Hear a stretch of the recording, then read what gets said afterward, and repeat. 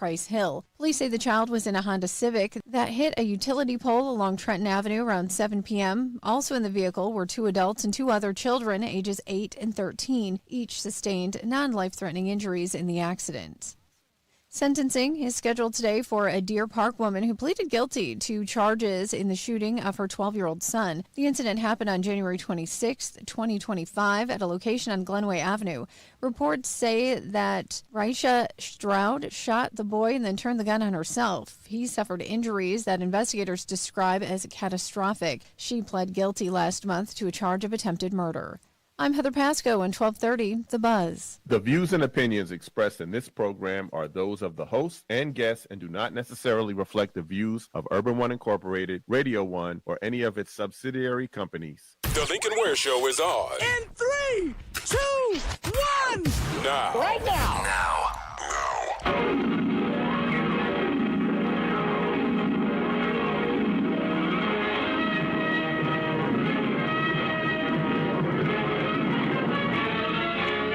Than a speeding bullet. More powerful than a locomotive. Able to leap tall buildings at a single bound. Look, up in the sky. It's a bird. It's a plane. Lincoln, bo bingon, banana, pineapple, fingon, feet, fine, mo mingon, Lincoln. They say this cat Lincoln is a bad mother. We're just talking about Lincoln. Good morning, Cincinnati. Welcome to 1230 WDBZ. We are the Buzz of Cincinnati, your talk station, the Lincoln Ware Show, till 1 o'clock this afternoon. And oh boy, it's been a busy morning trying to catch. I was over at the Ricky Smiley morning show this morning over at Fountain Square. And I mean, I just couldn't believe how many people were up and out that early in the morning to see Ricky Smiley. They'll be back there tomorrow morning. The weather was great, kind of a little chilly out, a little nippy out there this morning, but otherwise the weather was perfect, I'm telling you. Terrence Howard even has his hoodie on.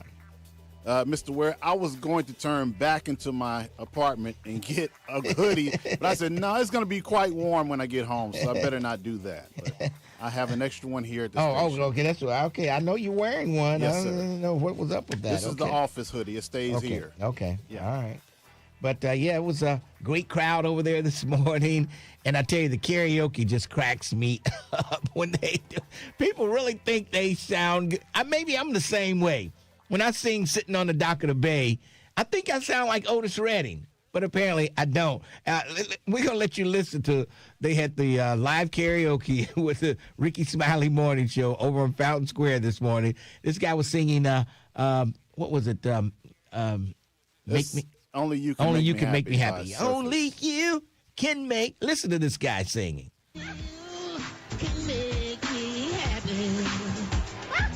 Happy. So happy. Are you happy right now? I've never thought that Are you happy? I find someone like you. I'm happy as hell. I feel hypnotized. Are you happy? With the things you do. You can make me happy. Are you happy? That he's singing. So happy. Are you happy? Only you can make me happy. Where you at, Larry? Larry, Happy. come on. So happy. Check it out now. You must be heaven sent. My darn little girl. Taken to my life. Oh, boy. I tell you, unbelievable. Oh, boy. And he thought he would get down, too, let me tell you. If you had told him he wasn't nailing that tune, he would have hit you, I'm telling you. Let our rejoicing rise. Lincoln Ware. Okay. I get it. Okay. All right. But, man, I tell you, they were down there. They were on his case big time. This morning, at Fountain Square. They'll be back there tomorrow morning at 6 a.m., bright and early. Yes. People will be in the house. I mean, people coming to work down there, they're like at Fifth Third. They're like, what the hell's going on down here? What are all these black folks doing here? What's going on? Are they protesting? Where are the white women at? Is this the Million Man March? What is going on here? It's unbelievable. Yes. White folks were like, what is going on Fountain Square this early in the morning with all these black folks? Unbelievable. Unbelievable. I even saw Reverend Mack down there today. Reverend Mack. Saw Elizabeth Ty. That's what will be on the ballot. Elizabeth Ty. Who else did I see down there? So many people. But, it was a pretty good morning show this morning. Other things going on.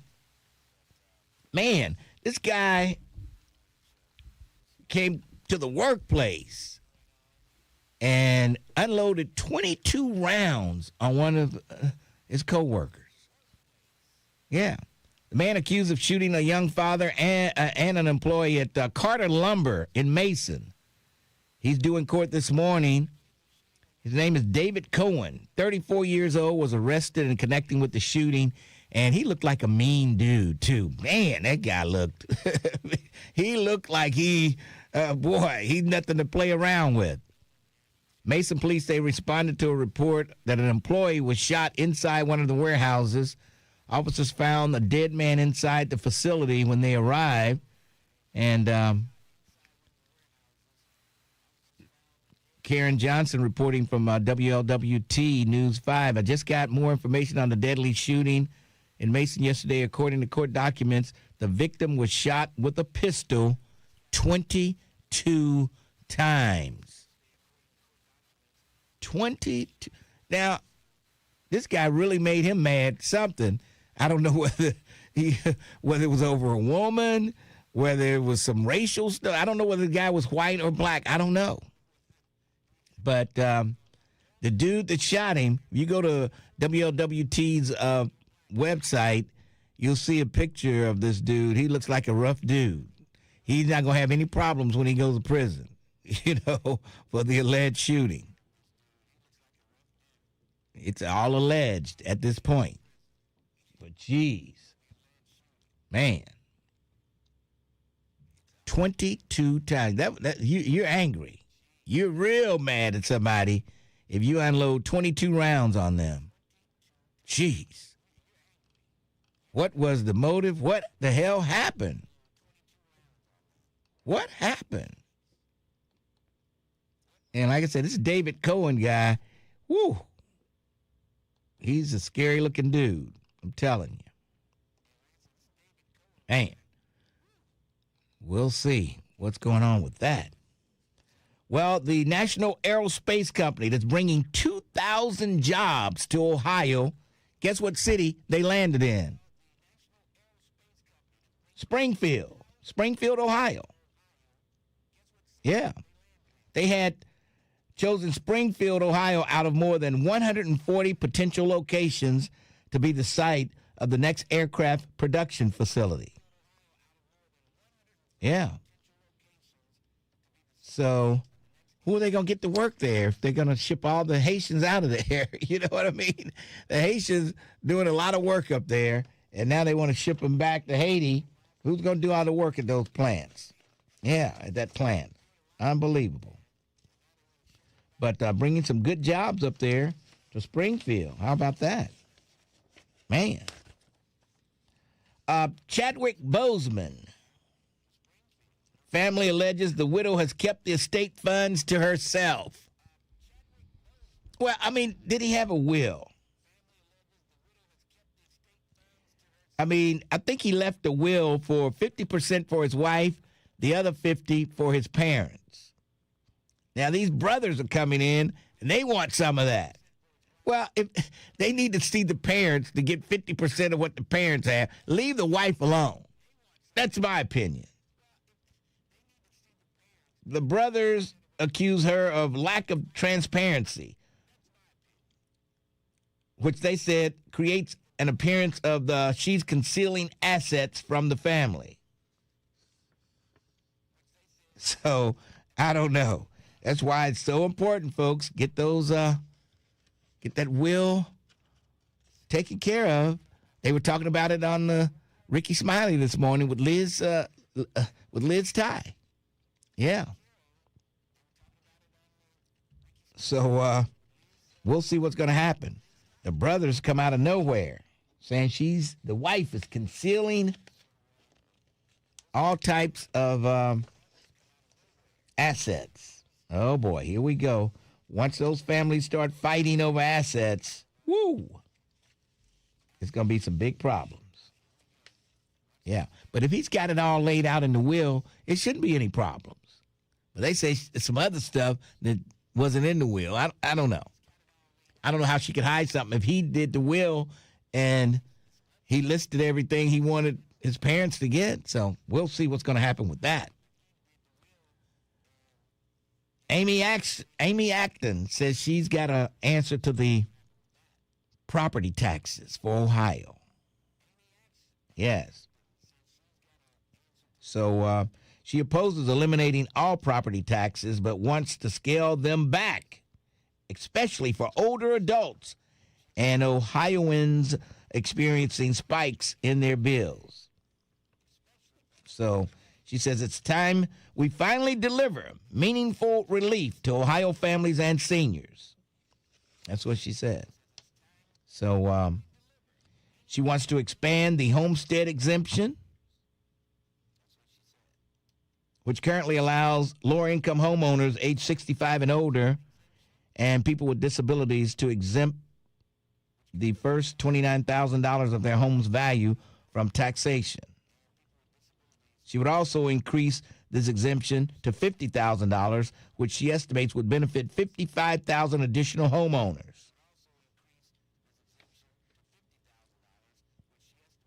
And she wants to offer a rebate up to $1,000 for some homeowners whose property tax bill increases were more than 4% over the previous year. So she's coming up with some ideas to help people. And she's talking about how the public schools have been underfunded for years, shifting the financial burden onto Ohio taxpayers and local communities through rising property taxes.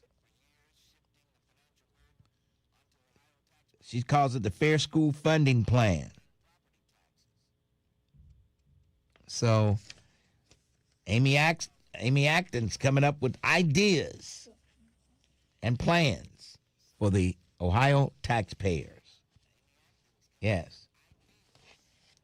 Of course, yesterday we announced about the autopsy on Nolan Wells. Came back to the independent coroners without the throat. The throat was missing. And so now they just can't come to a conclusion of how he was killed. And they said standard for them to remove the throat to see if, what was going on with the airwaves and all that stuff. So I don't know. It's still up in the air. There's no clear-cut conclusion as to how he died. So here we go. Here we go. All right, we're going to take a break. It's Thursday, 513-749-1230.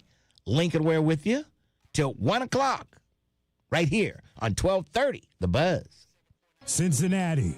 Want to stay plugged in with 1230 The Buzz and get the inside scoop sent to All right.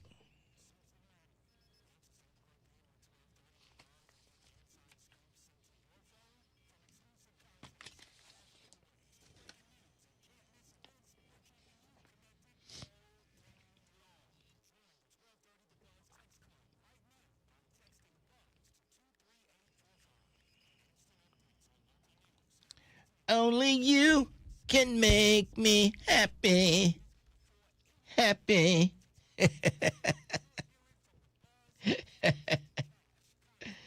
Oh, boy.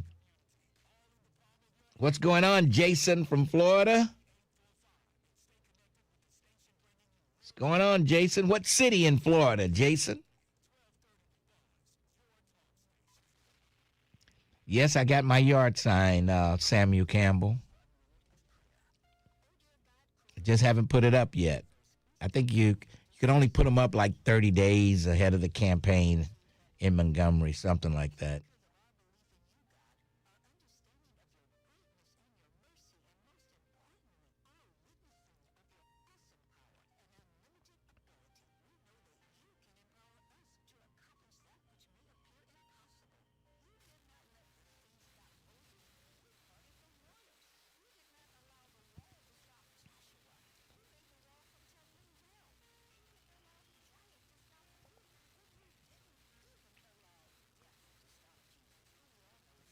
I was down there drinking some coffee, and they had these, cup, the tops of the coffee cup, and apparently it just didn't fit tight enough, and I'm drinking coffee and spilling it out.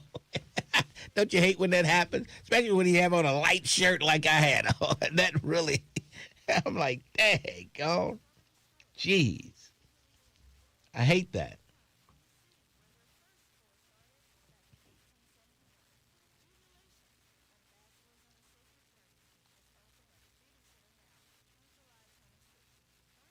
Yep, you're right, Michael. Independent Mikey boy.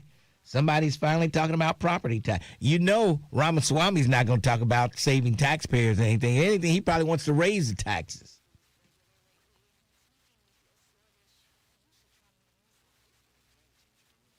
Nobody's going to any damn Get a Fest, Tim Heidel. Get a Fest. Black folks don't really like Geta.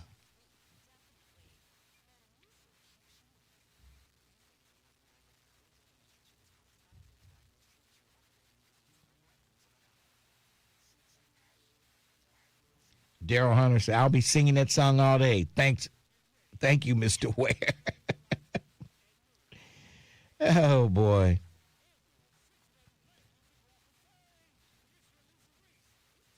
Yeah, Queen Noble might be at the Get a Fest looking for German men. Oh, just borrow Terrence Howard's hoodie to cover up that coffee stain. Oh, boy. I don't know. Can you see it on the camera? Can you see it? I don't know. I don't know if you can see it or not. I can see it. I know it's there.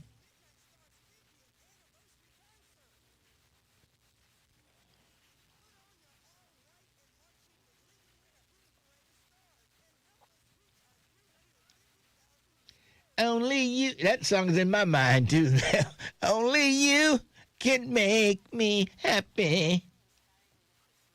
Happy. I might have to play that on the Sunday Soul Classics. Oh, the karaoke version? No. Oh, boy. The Secret Service agent got suspended, leaking information about Vance. And they're mad because Vance always plans these surprise trips, and they don't have chance to prepare for it.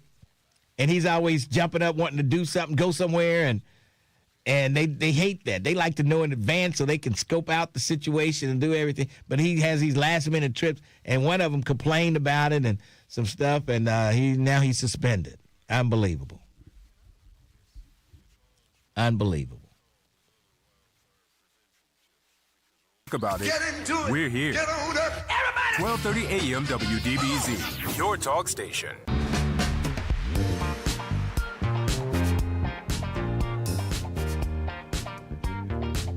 1230 WDBZ, the buzz of Cincinnati, your talk station. It's Lincoln Ware. It's Thursday. And let's go downtown to the Crime Stopper headquarters and check in with my good friend, Lieutenant Howard Grant, doing extra duty today. How you doing today? Doing well, sir. How you doing? I'm hanging in there. You ready for the festival weekend? Are you working this weekend? I am working, but luckily I'm in a supervisor capacity. Yes. So you'll be telling the workers what to do. You'll be supervising. Yes. Okay. We need a couple of officers over there at that corner. There's a fight down here. We need you to break that. Yeah, I got you. Okay. I've gotten good at doing that. Yes. All right. Who are we looking for today? Cincinnati Police District 3 is looking for April Kane. Ms. Kane is wanted for felony aid to escape. Police say Ms. Kane aided in the escape of a wanted person from the University of Cincinnati Medical Center. April Kane is a white female, 37 years old, 5'5", and 150 pounds. April Kane she has no known criminal history and was last known to live in Mount Dora, Florida. Cincinnati Police District 4 is looking for Jakara Hughley. Ms. Hughley is wanted for felony burglary and misdemeanor criminal damaging. On July 21st, 2026, Ms. Hughley forced entry into the victim's residence and damaged the victim's television and other property without the victim's consent. Jakara Hughley is a black female, 24 years old, 5'2", 150 pounds. Jakara Hughley has no known criminal history and was last known to live in Middletown, Ohio. If anyone has information on where police can find April Kane or Jakara Hughley, please call Crime Stoppers at 513-352-3040 or submit a tip online at crime-stoppers.us. You can also go to p3tips.com to submit your anonymous tip. All right, 513-352-3040, night or day. And remember, cash money for your clues. And good luck out there this weekend, and get them before they get you. We're expecting a good, healthy weekend for the city. Yes, how about that? Definitely. It's going to be great weather, so, tempers not going to be hot like it usually is, so tempers will be in a calm state, let's hope. I must say that does contribute to it. Yeah. We got nice weather, so we're hoping that keeps people so calm. I think it'll be all right. All right, we'll talk to you, I think Kevin Aldridge will be here tomorrow, so you'll talk to him. Sounds good to me. All right. Take care. See you later. All right, that's Lieutenant Grant. And we always like to say, get them before they get you. They used to say that on Hill Street Blues. Remember that movie, that TV show, Hill Street Blues? That takes me back right there, man. Yes. They had some good music. I like the music for that TV show. All right. 513-749-1230. Let's go to Ron Dula. Ron, how you doing? I'm good. I just want to point a couple things out to you real quick. I knew that Lady Shay was Karamia. I knew it. What? Lady Shay hasn't called. Nah, they weren't the same people. Are you sure? I'm positive. You positive? Positive. Lady Shay was not Karamia. Okay. Well, I know that you're not crazy, and that my grandmother and Grandpa Ike used to live on Olden Avenue for, I know, over 55 years. Okay. And I know that Stewart Road is Stewart Road. I thought so, too, but I saw a sign at Madison and Stewart. It said Stewart Avenue. I don't care what it say. I don't care what it say. I know. I've been calling it Stewart Road all my life. I've been calling it Stewart Road all my life, too. It's Stewart Road, and I ain't never known no Stewart Avenue. Me Just either. like I ain't never known no Fruit of the Loom logo without a cornucopia. Oh, my God. Anyway, I drove past there myself, and I made it a point to see if it was Stewart Road or Avenue, and it said Stewart Avenue. And I don't know what. I don't know what it says up there on Montgomery and Stewart. It might say something different at Montgomery and Stewart.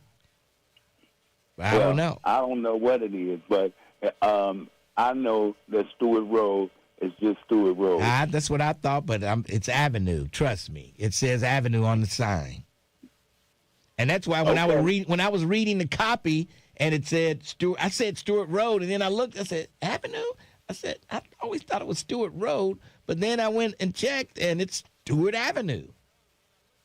All right. Well, I think a whole bunch of people agree with us that it's Stewart Road. Yes. That's all I wanted. Is that all you want? Okay. Thanks for your call. Yeah, 'cause it drove me nuts yesterday. That's all I wanted. So what? What? Oh, when I said that? That's all I wanted, Okay. because it drove me nuts yesterday. Yes. Well, if you go down there to the corner of Madison and Stewart, it says Stewart Avenue. All right. All right. Thanks, man. Thanks for your call. Yes, because I questioned that myself. I said, did they get it wrong? You know, it could be somebody from out of town wrote the copy, don't know what's going on here, because they always get Reading Road. If you're from out of town, when you see Reading Road, you call it Reading Road. Yeah. Back in the day, if you're from out of town and you saw Shillitoes, you call it Shilitos. So that's what I thought the deal was with Stewart Road. But then I saw the sign that said Stewart Avenue. So a Secret Service agent on Vice President J.D. Vance's security detail is under internal review and has been put on administrative leave, suspected of leaking information for a news story that included details about Vance's travel. Yeah. And a second source also said officials had identified a person believed to have been leaking information about Vance. So, yeah, the Secret Service haven't been real happy with J.D. Vance and his sudden travel plans. And he's always jumping on wanting to go somewhere and do something. And they're like, hey, we haven't made preparations. We need to check things out. And so they complained about that. And I guess one of the Secret Service agency agents had a friend and who worked for MS Now. That's what they claim. The suspected source was a person from employee of MS Now.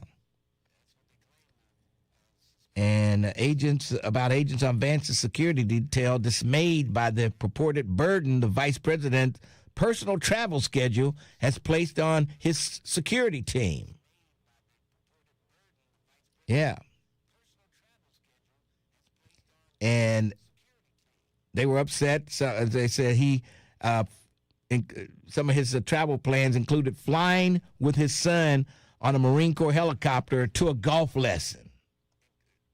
Plans that were later aborted, you know.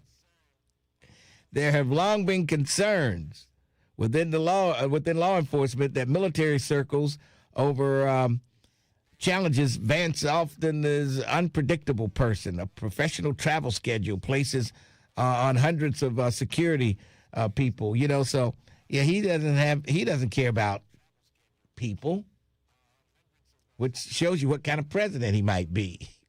You know, so you want to beware of this. He doesn't care about that stuff. He wants to do what he wants to do and forget everything else. Yeah. So, oh, my kid has a golf lesson.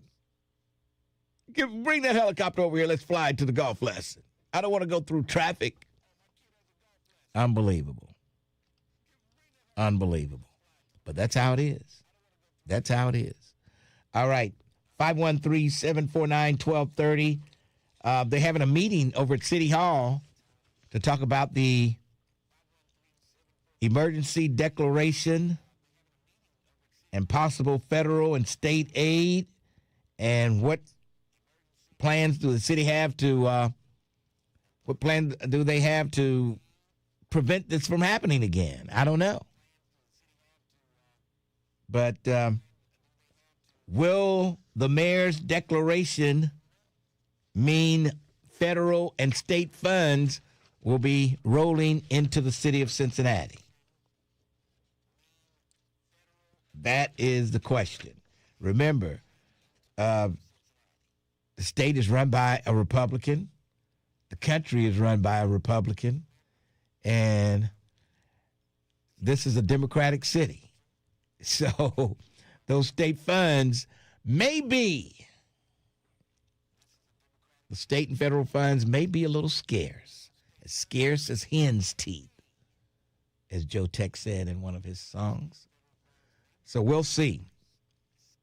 Will there be state and federal aid rolling into Cincinnati because the mayor has issued an emergency declaration?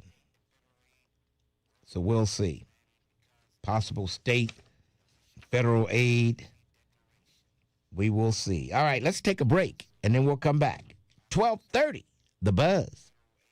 Bringing you the stories that go beyond the headlines. The Tavis Smiley.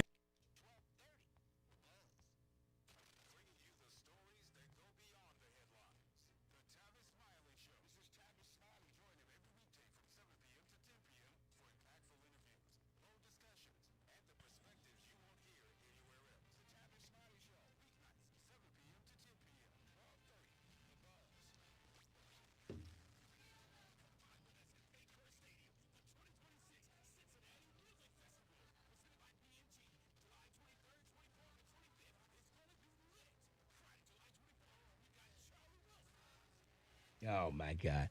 Never happening again? Nothing never happens again, because if shout go on till the Lord destroys the universe to cleanse it of all evil. Oh, God. Oh, boy. Somebody likes Samuel Campbell, hen's teeth.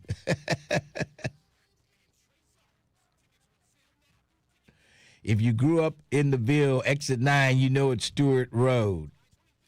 I mean, that's what I've always called it. But like I say, the sign said Stewart Avenue. So maybe it changed from a road to an avenue. I don't know.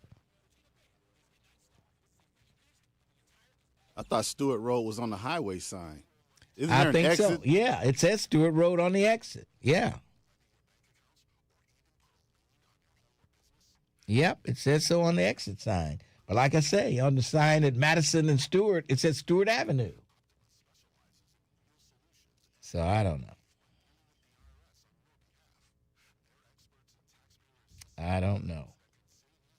Hey, don't forget, folks, check me out Sunday down on the square, 12 noon.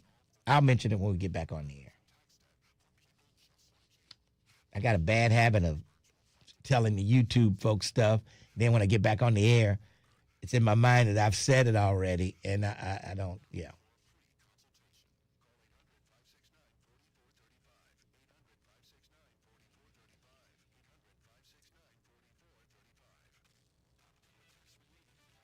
I didn't hear Crump read the autopsy report. He was horrible. He should have gotten a professional to read it. I don't know. I didn't hear it. What's going on, Tierra Powell? Saw your friend Liz Ty down on the square this morning.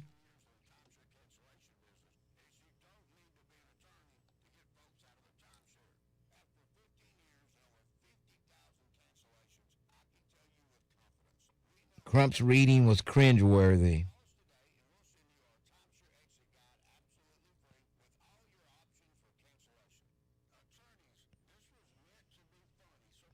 Ask Rick Jr. or Ray if they will know if it's Stewart Road.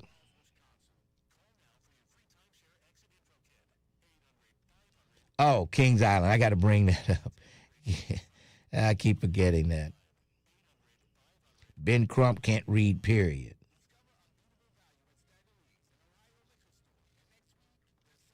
Okay, sounds like the victim of, you talking about the shooting in Mason? It doesn't sound like he was a black guy. Vincent Stotzel.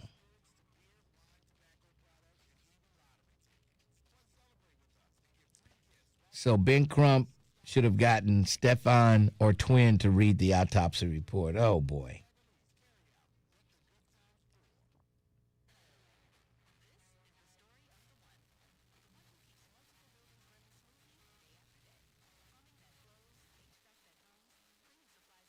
Needs on hand, so shelves stay stocked and buildings stay ready.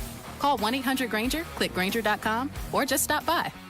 Grainger, for the ones who get it done. 1230 The Buzz, your talk station. 1230 WDBZ, The Buzz of Cincinnati, your talk station, The Lincoln Ware Show.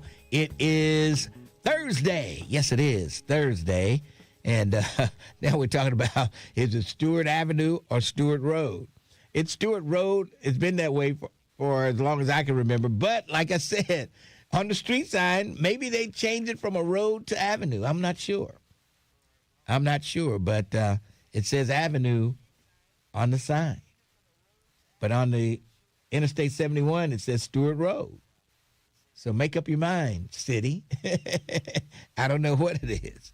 All right, somebody wanted to know who was performing at the Andrew Brady Center Friday for hip-hop. There's no Andrew Brady for Friday. It's tonight. Hip-hop night is tonight. And I'm not sure, I can't remember who was down there tonight. But it starts tonight. Was it, oh, boy, Dougie Fresh, I believe, and somebody. I don't know. I'll find out. I got to pull up the flyer. You Yeah. know Don Juan sends us these Okay, things, yeah. So pull up the flyer. But I thought I heard Dougie Fresh's name mentioned. I know I'll be down there tonight.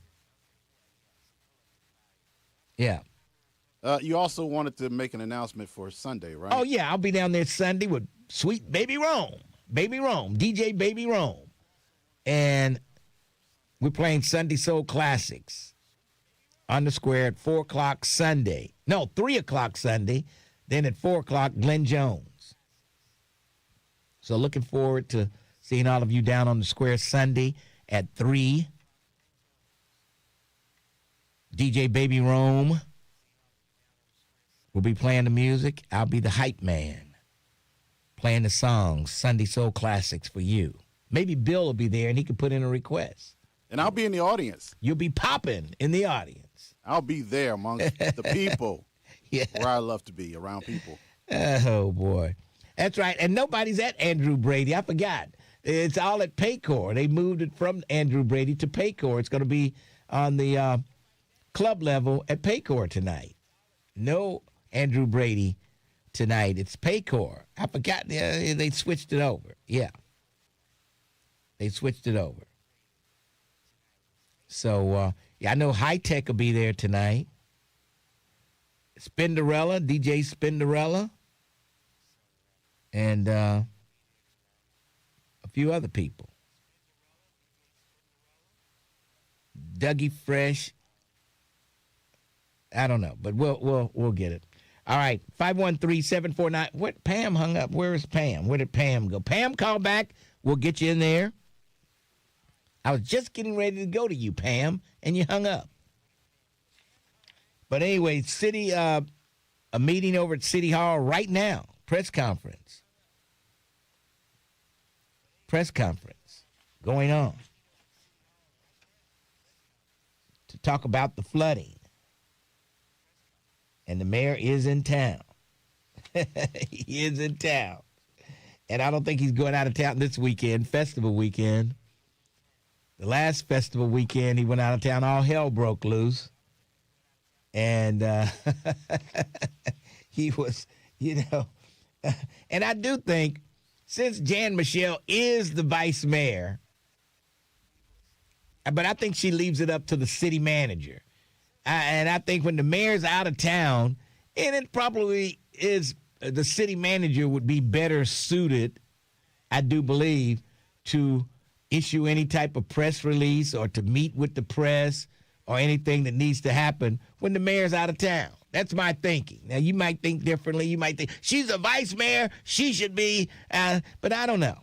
You tell me what you think. 513-749-1230.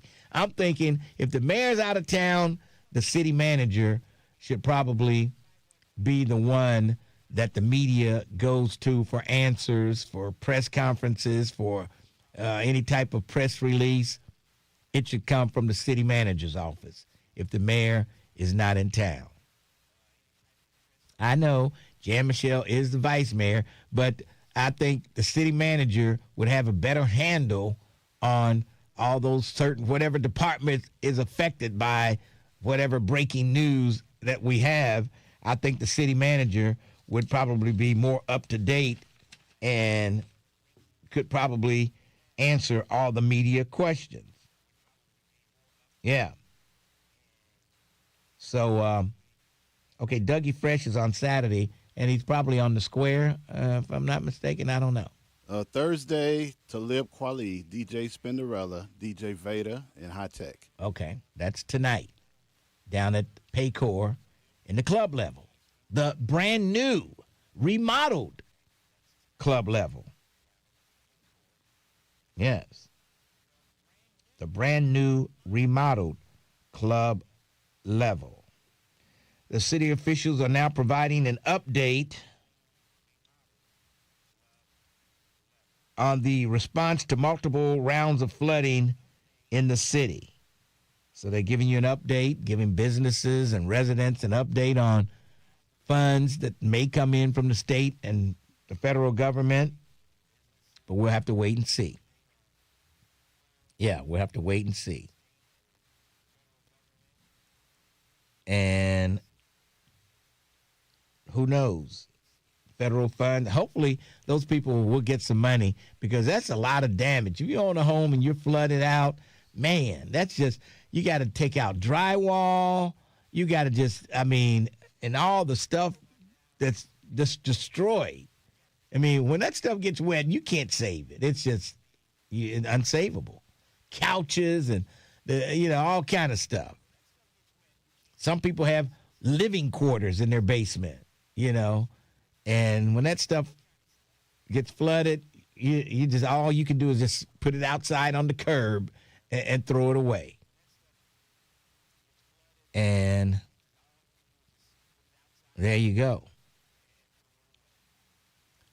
There you go. You got to, I tell you, it's just, I feel sorry for those people that happens to. And insurance, I can't wait to, my man from Shelter Insurance comes back in here. Because I'm going to ask him about all that flood insurance and all that stuff. Oh, we got some questions for him. That's for sure. That is for sure.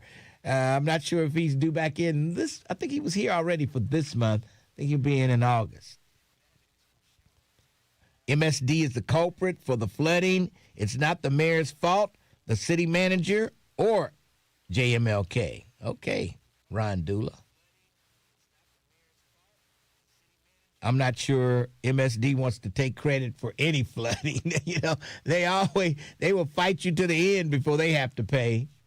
Yeah, MSD, they will fight you to the end. And if anybody's out there who's had some run-ins with MSD and had to fight to get paid, give me a call at 513-749-1230. It is hard to get MSD to admit it's their fault. They don't want to admit anything like it's their fault that the sewer's backed up or anything like that. And the people I've talked to said they've had a hard time. They had to sue MSD to get them to pay. They had to file lawsuits against them. And I know at least one person that filed a lawsuit against them and got paid. They won. So, I don't know. But will insurance pay for just heavy rain and your house flood? Will they? I don't know how that works. I've never had to use. That's going to make me check on my insurance to see what they will cover when there's just heavy rain. Yeah. So I don't know. It's something folks need to look into, and if you have to pay a little extra per month to get covered, I think it would probably be worth it to make sure you're covered with some type of flood insurance. Or I don't know if they issue everybody flood insurance unless you live in the floodplain. Now, those people over there in Hyde Park and Oakley and the Red Bank area, Madison Road area, I don't know if that's considered a floodplain. But, somebody say MSD always has an excuse. Yes, they do. There's always an excuse from MSD. We didn't do it. No, that was caused by, They never want to pay. They never want to pay. And they've got so many lawsuits going with them. They got a gag order. Even Alicia Reese couldn't talk about it. She couldn't talk about it. There's a gag order when it comes to MSD. Unbelievable. Sharon, how are you? Doing well. How are you, Mr. Ware? Pretty good. I did have a flood in my house in North Side. Yes. And no problem at all. Really? I wrote out everything that who paid damaged and like that, and the city came and checked, the sewer and like that, make sure it was their fault. Oh, okay. And I wrote out a check the day before the deadline, and no problem at all. So I don't know if I can go ahead and solve it. Yeah. Okay. All right. Well, I'm glad the I don't city. get it. So I had a beautiful time really accepting that check. It was really. I bet you did. Okay, I just wanted to say that. That's true. All right, Sharon. Thanks for your call. Okay. All right. Now, Sharon said she got paid. Okay. City paid her without any problem. They just came out to look, and then they paid. That's good to hear that the city made her whole again. Let's take a break. 513-749-1230. Lincoln Ware with you. 1230, The Buzz. Hey, y'all, what up? This your boy, Ricky Smiley. I want to drop you an invite to something. Someone said, you don't win a lawsuit against MSD. You file a lawsuit, and they settle. So it's technically not a win. Okay. Okay.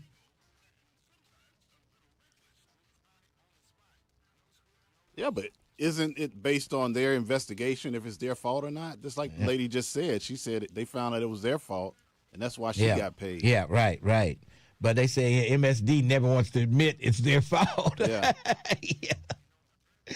They never want to admit it.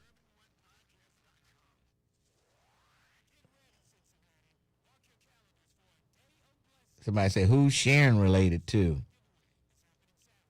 She got paid. She seemed like she got a good settlement. She was very happy. She was very happy. Only you can make me happy.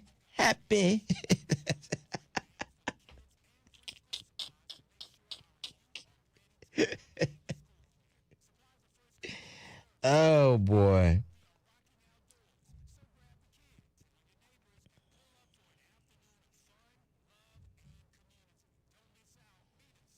I'm about sick of you, Tim Heidel.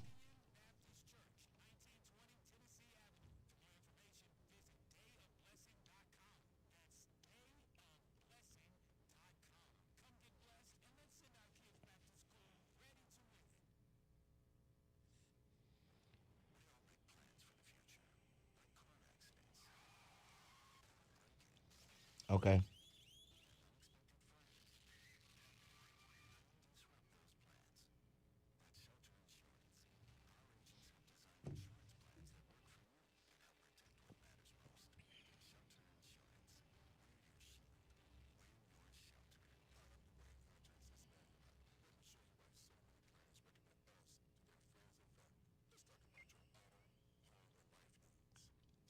Sounding in great spirits and voice today, Lincoln. I thought I always sound like I'm in great spirits and voice today. Yeah. Yesterday, my voice was a little tough because I did those 2 live shows on Tuesday. But I'm good to go. The lead singer of Surface had some of the biggest nostrils I've ever seen. Lincoln, you should sing Happy on the Square on Sunday. Not a chance. Lincoln, did you watch Indiana Fever last night? Caitlin and Kelsey tore it up. Fever scored over 110 points last night. Man, I missed it. I didn't see it. I did not see it. I had to do my TV show last night. By the time I got home, I had to walk Bo, and it was after 11 by the time I could even look at the TV.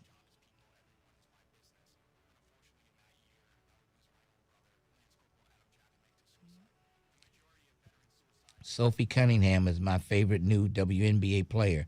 I'm not sure who she is. And I'm not sure I want to know if it's your favorite player.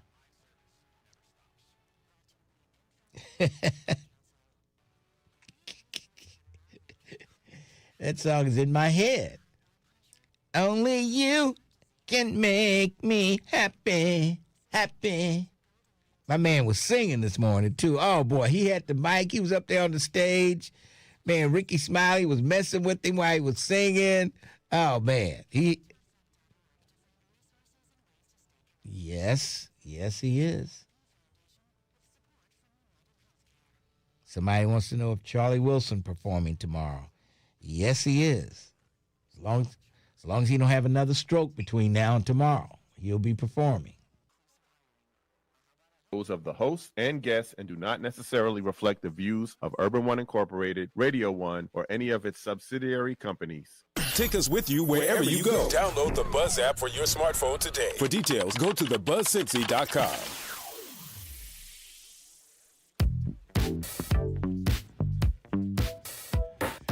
1230 WDBZ, the Buzz of Cincinnati, your talk station. And Ironetta Wright is coming in today. Former Cincinnati Public School Superintendent coming in today. Ironetta Wright. Probably haven't seen her in a while. Well, she was on my show this past Sunday. Yeah, she was on the TV show. But she'll be here on the radio show later on today. So stick around for Ironetta Wright. She'll bring us up to date on what she's doing nowadays. Yes. She'll bring us up to date. And I'm sure she's probably kind of happy she's not the superintendent now with all these budget cuts. You know what I mean? She's probably saying, I'm glad I'm not faced with doing all this stuff. But we'll talk to her later on. Ironetta Wright, my good friend Ironetta Wright, is coming in. But I was glad to hear about the National Aerospace Company bringing 2,000 jobs to Springfield, to the Springfield Aircraft Factory. 2,000 jobs. I think that's Clark County up in Springfield. I think it's Clark County. And they're going to produce 9 passenger hybrid electric aircraft capable of taking off and landing in small places. So, it's like getting an Uber somewhere across town. So that's going to be the new wave. I tell you, when I was in Atlanta, I saw one of those self-driving cars, and they were testing them out down there. They had a driver in there, but he was just, I guess, going over the route inside the car, and it's got this big thing on top, and it goes around, and it was crazy. It was crazy. But that's the wave of the future, folks. Self-driving cars and Uber helicopters. The Jetsons are coming. The Jetsons are coming. They're coming for you. And they'll be here before you know it. The Jetsons will be here. But, man, Secret Service, that's some crazy stuff when the Secret Service is leaking information to the news media about your travel. That's not good, J.D. Vance. You better go settle things with your Secret Service agents. Tell them you'll stop coming up with quick travel plans and not giving them time to prepare for travel plans. Yes. And there you go. This guy is suspended. When they say administrative leave, that means suspension with pay.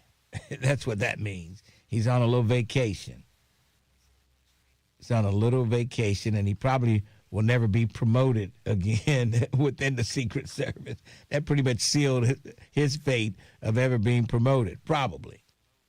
I'm not sure, but I would venture to say he's going to have a hard time moving up as a Secret Service agent when you've been caught leaking information to the news media on travel plans. So that seals his fate. He probably needs to look elsewhere for a job. And I'm sure with his experience on his resume, I worked for the Secret Service, that'll open up some doors for you. And Trump was bragging again about Iran. Oh, they want to come to the table. They want to make a deal. But there's no deal. There's no one at the table. Unless they're talking secretly and no one knows. With Donald Trump announcing it, it'll never be a secret. No, that's true. No. He can't keep anything to himself. Yeah, because he's too anxious to brag about stuff. He just loves to brag about anything that's going to make him look halfway decent. He's going to get out there and brag about it, tell you how great he is and what a great job they're doing. And he just, oh, boy. There's just no one has ever been president like Donald Trump in the history of the presidency of the United States of America. There's never been a president that acts like that. Never, ever in the history. Someone says, not for me, self-driving cars, I want to be in control. CPS business meeting held on July 13 is on YouTube. It's an eye-opener. CPS wants $300 million on the new levy. And I don't think they've decided how they want the levy, whether they want an income tax, which I think is the best way to go, instead of property tax. I think the income tax is the best way to go. But they haven't hired me as a consultant, so it makes no difference. It makes no difference. But I think people might be more inclined, especially the property owners, will be more inclined to vote for an income tax more so than a property tax levy. But we'll have to wait and see. CPS wants to build a new administration building, too. I don't think that's going to happen anytime soon. Lincoln, will you be rolling in that Corvette this weekend from Jeff Weiler? I don't think so. I probably will stay in this Buick Enclave until next month. They had one out there. They probably would let me drive it if I wanted to, but I don't know. I just filled up that Enclave with gas, and I don't know if they would, to have to go through a hassle to get, and hey, that gas, look, it costs like $75 to fill that sucker up. Yikes. Yeah. And it may be even more now since gas prices are up. And then you have to put that premium gas in that Corvette. Yeah, you have to put that high dollar gas in that Corvette, not like the Buick. Someone says, stay in the Buick Enclave. Yeah, I like that Buick Enclave because it rides so smooth. It's the smoothest ride. I mean, it's quiet. It's nice. So I'm okay staying in that big old. It looks like a presidential car or something. It does. I went to the garage yesterday and I saw you still. I didn't know you were in there or not. The only reason why I figured you were in there was because your headlights were on. Right. I said, I guess he's in there. I waved. I said, I guess he saw me. I don't know. I was looking down at the phone. Yeah. But I saw you when you started your car. Yeah. Yes. So, yeah, I was in there, but you can't tell. You can't. No. Can't see a thing. And I haven't been driving it at night, and I rolled down the window so I could see where I'm going. I'm like, man, it's dark out there. Jeez. So dark. So, yeah, the Buick nowadays are nothing like your grandpa's Buick. That's for sure. That's for sure. It's not your grandpa's Buick. All right. Yeah, I think I'll stay in that for the regular month. And the next time I go out there, which will be probably the end of August, I will switch it out and get into something else. But unless somebody tries to buy it, if they want to buy it between now and then, I'll have to get out of it. But, yeah, that's a pretty nice car. It's got all the bells and whistles on it. Trust me. Man, that screen in there is like, I don't, it's like your airline pilot, Which button do you push for takeoff? How do you put the landing gear up here? Unbelievable. Unbelievable. All right. A couple other things. The Reds, they're in St. Louis. I'm so glad that the Reds are not in Cincinnati this weekend. That just makes the festival weekend just a traffic nightmare. And then parking is tough. And I'm so glad FC Cincinnati's not playing this weekend here, and the Reds are not playing. So it's a sigh of relief for the Cincinnati Music Festival. None of the other teams are in town this weekend. And normally they're in town. It's parking, it's traffic, and it's just a mess when the Reds are in and the festival is going on. Man, that's a big relief this weekend. And people won't have trouble parking when they're coming in from out of town at the festival. And only one thing I hate, that our downtown streets are such a mess as far as rough riding. It's a rough ride through the streets of downtown Cincinnati. And if I were the mayor, that would be a priority. But they always tearing the streets up for something. Just like right here on 7th Street, they had to put a pipe down there or something. They tore the whole entire street up and dug a big old hole, and then they put blacktop on it. The first snowfall we have, that blacktop will be, it'll be a nightmare. Right now, it's real smooth.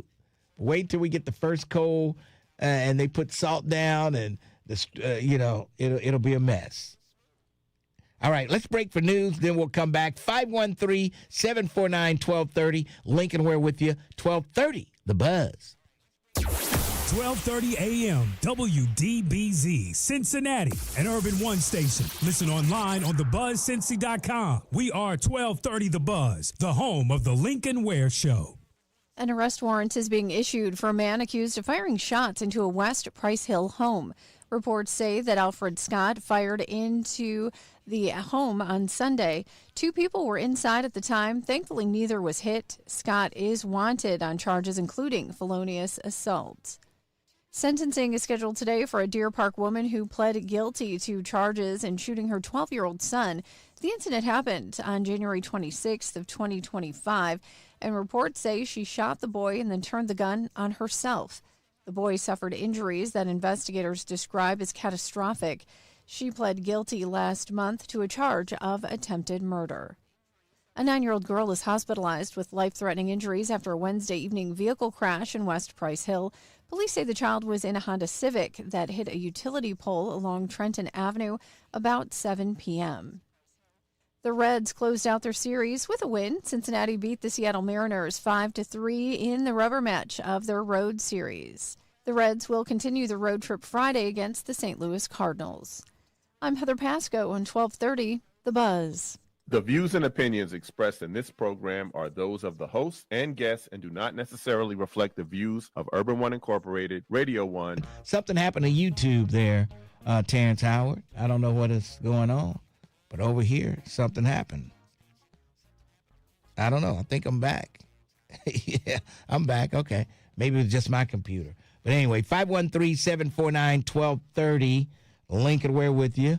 And folks, when you call in, you can't have a long conversation with Terrence Howard. He's got stuff to do. We had a clip on, set this clip up that we have here. Well, apparently some of James Tallarico's supporters, James, he's running to be state senator. Yeah, he ran he's running to be senator. U.S. senator yes. in Texas. And some folks were complaining, some of his supporters were complaining about Jasmine Crockett. Yeah, he beat her and they were complaining. And listen, boy, he came at him hard, didn't he? But here's how it went down. Yes.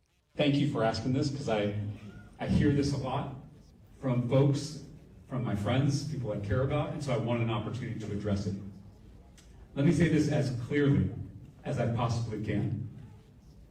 If you claim to be my supporter, if you claim to be a part of this movement that we are building, please keep Congresswoman Crockett's name out of your mouth. All right. Thank you.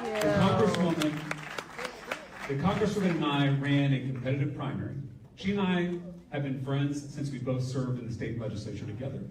She is a leader in this state. She's a leader in this country, and she deserves the utmost respect. And let me just, the day after the primary, the morning after the primary, Congresswoman Crockett endorsed me and the entire Democratic. That deserves our praise, not our criticism. And she has a job as a congresswoman. She doesn't need to be doing any of this, but she is recruiting, supporting, fundraising for down ballot candidates all over this state, all over this country. And that is how we're going to win. If the Congresswoman can turn some of her star power onto these races that don't get enough attention, that's a game changer. And so it is not the Congresswoman's job to win this Senate seat. That is my job. I am the Democratic nominee. The Congresswoman has been incredibly helpful. She's done more than she needed to do. And so I am demanding that anyone who claims to be a supporter of mine anywhere treat the Congresswoman with the respect that she has earned. Period. Full stop. And I feel like I'm in middle school teacher mode, so don't make me come back into this classroom. Okay? Okay, so, yeah, Jasmine Crockett is a real, she's a real trooper. She's a team player. And I think if a Democrat wins the presidential election, she'll probably get a cabinet seat. I think she's earned a cabinet seat. Yes. Jasmine Crockett. We'll see. But I thought she would have won that primary. Man, jeez. I don't know everything that's going on down there in Texas, but I just knew she was going to win. So now the city manager has said that it was a malfunction with the floodgate. That's what the city manager has said. It was a mechanical malfunction. The floodgate failed to close, and it cannot close automatically. The floodgate remained open during the July 17th storm as water spilled over the creek's banks, sewers overflowed, and buildings filled with water. Long said the floodgate can currently only be closed manually, and the city is working with the Army Corps of Engineers to address the options for repairing it. She said only about 40 properties were directly affected by the floodgate malfunction, and the city has contacted them. And so I guess somebody's going to pay. MSD has asked the county officials for more money to help pay flood claims. Okay, so I guess people are getting ready to ante up some money. That's what it sounds like to me, for those people who are affected by those flood waters. That's what it seems like. But MSD is going to the county officials, which means the county commissioners will end up voting on whether to give MSD some more money. We'll see what happens. We will see what happens. All right, 513-749-1230. That's my number, and that's the update from City Hall. Cheryl Long says she's going to share information about the estimated cost of the storms a little bit later. Metropolitan Sewer District says there is funding available for cleaning and immediate response, but the district will be asking Hamilton County Commissioners for more money to handle future claims. Yeah.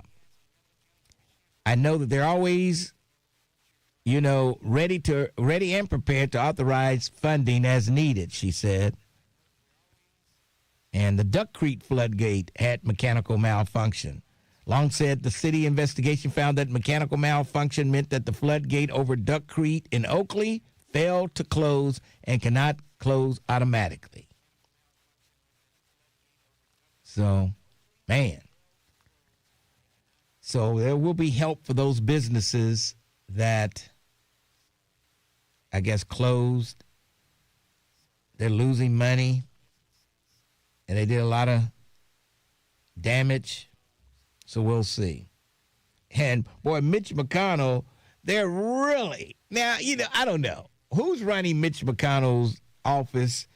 If you see all these people coming out with all this stuff, give us a press conference, a video, or something on Mitch McConnell. This is ridiculous. And as Bashir said, these, what job in America can you just disappear and don't come to work? And don't call your boss and, and say what's really wrong. So the boss being the people of Kentucky. The people of Kentucky. That's who he works for. So he has just taken a 5-week vacation and not said anything to his bosses. That's what he has done.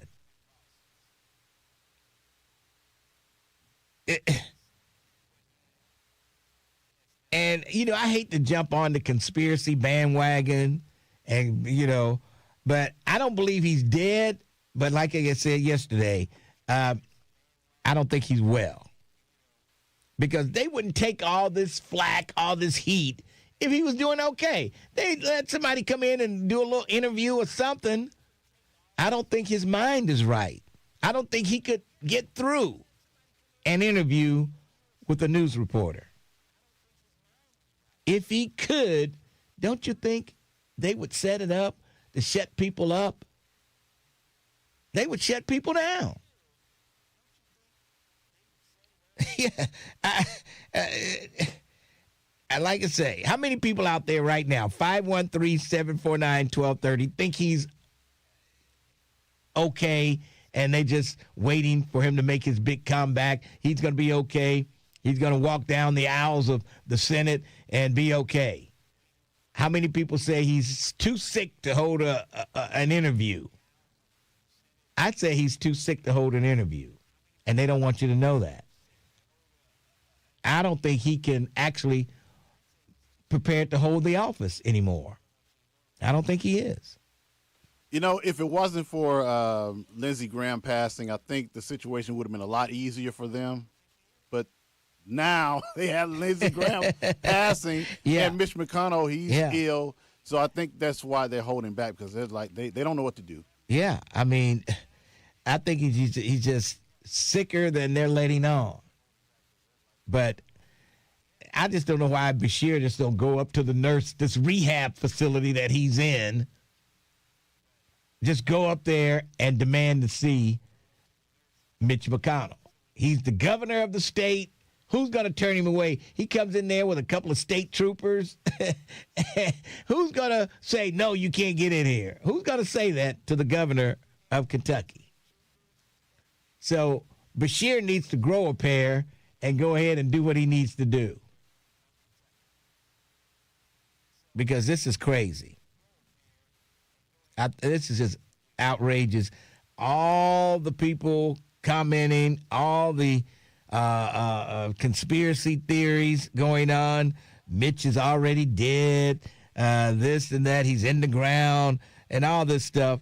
Come on. Somebody says HIPAA laws won't allow Mitch McConnell, Bashir, to go in there and demand to see him. He's not asking for his medical records. He just wants to see him. And I don't know if HIPAA laws will cover that or not. I don't know. He just wants to see Mitch McConnell. He's not asking for his medical report. He's not asking to find out what happened. He just wants to see if he's able to hold his job. That's all. Demanding proof of life. I don't know. He wants to see a friend, just visiting a friend. Yeah. And you show up with some state troopers and asking to see your friend. Who's going to turn him away? I don't know. Let's take a break. We'll come back. 513-749-1230. Lincoln, we're with you. And yeah, it's baffling to me why his people won't say he can't do it or show that he can do it. I don't know. It's just baffling. Let's take a break. 513-749-1230. Lincoln, we're with you. 1230, The Buzz. What's happening, good people? It's your cousin Trip Fontaine, and this is the Trip After Dark podcast. Oh, yeah.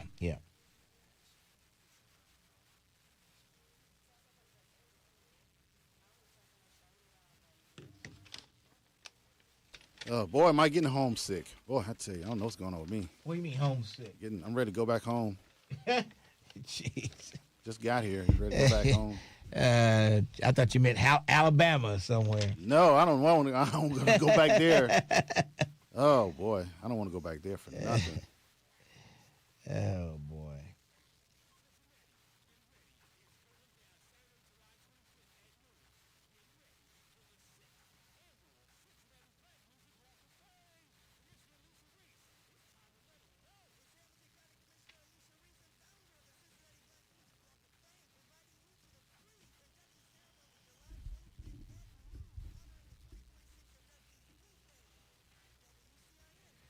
Only you can make me happy. It just keeps.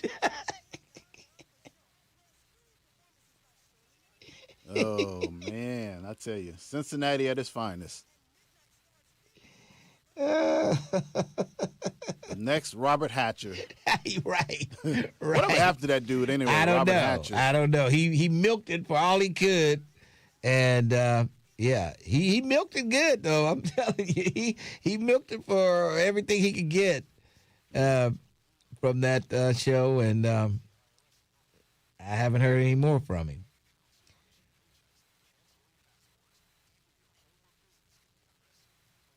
I agree. He's too sick and on medical leave that the state of Kentucky is paying for. Mitch can refuse the visit. I guess you can say, I don't want any visitors. And I don't know. What other job can you be missing for a month and still receive a paycheck? No questions asked. That's true. Listen, if I was the governor and I showed up and he says, and someone else comes to me and says, well, he doesn't want any visitors, I want to see for myself. I want to see him say it. Yeah, I want to go to the room. Don't even let me in the room. Let me open the door. Right. He said, I don't want any visitors. And I'll say, okay, well, it looks like you're here.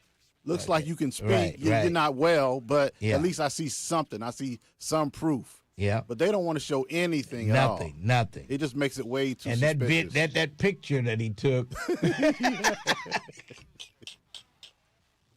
It just looks fake almost. You know, it just looks fake. It does.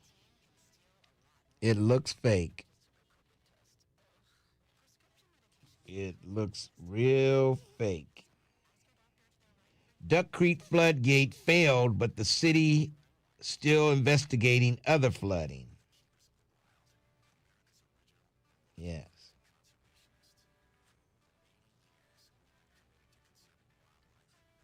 And there's no simple solution to the floodgate.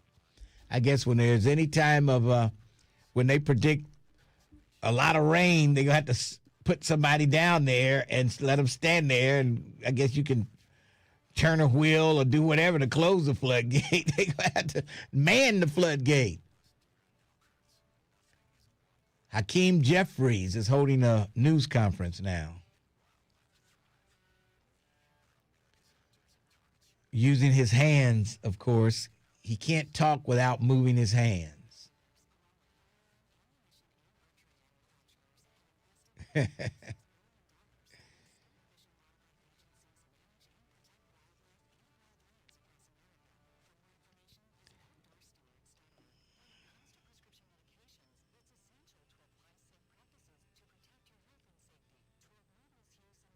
My uncle was 92 trying to drive. He used to park at green lights while it was traffic. Oh, boy. Well, why did y'all let him even drive at that age if he was doing that?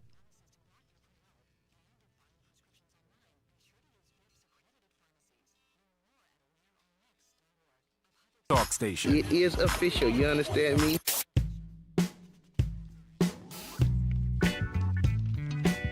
.30 WDBZ, the Buzz of Cincinnati, your talk station. Lincoln Ware with you for Jeff Weiler, the used car mega store. And, hey, they've got over 400 cars on site. You name the make, model, size, and price, and they can make it work for you. That's right. Cars as low as $39.95. Payments as low as $79 with service protection, service inspection included. And, of course, they say, hey, guaranteed financing. And no matter what your credit situation, they can work it out for you. They even got first-time buyer programs. They've got it all. And they've got some specials. They say these specials were for the weekend, but I think if you tell them you heard it right here on 1230 The Buzz, they can maybe let that special carry over up until now. They got a 2016 Cadillac Escalade. Oh, yeah. And it's only got 112,000 miles on it. Pharaoh's car had 400,000 miles, and he was still. This car only has 112,000 miles on it, and it's only $21,995. A 2016 Cadillac Escalade Platinum. Yeah. So if you've always wanted to drive an Escalade, they've got one over at Jeff Weiler, the Jeff Weiler Used Car Mega Store. They've got one right there for you. And, of course, over 400 other cars on the lot. You just have to walk around, pick out the one that suits you, and you'll be good to go.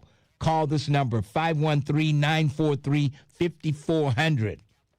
That's 513-943-5400. And tell them you heard about it on the Lincoln Ware Show. Call the Used Car Mega Store, Route 32 in Batavia. Jeff Weiler, where cars are like eggs, cheaper in the country. Oh, yeah. All right. 513-749-1230. Lincoln Ware with you. And, hey, we've got guests coming in later. Ironetta Wright's coming in. Greg Landsman will be on Monday. He's set up to come in Monday. Greg Landsman. And, boy, have we got a lot to talk about with him. Yeah, man. What are they going to do with the giving Donald Trump billions and billions and billions of more dollars to fight this war in Iran? What are they going to do? It's unbelievable.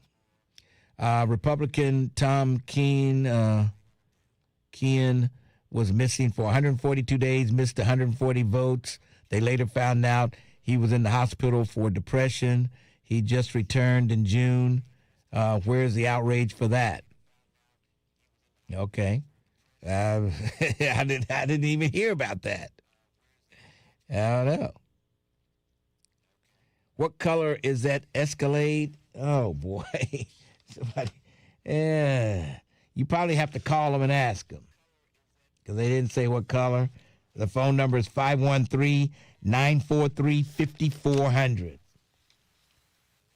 That's the 2016 Cadillac that was featured on the Lincoln Ware Show, and they'll tell you what color.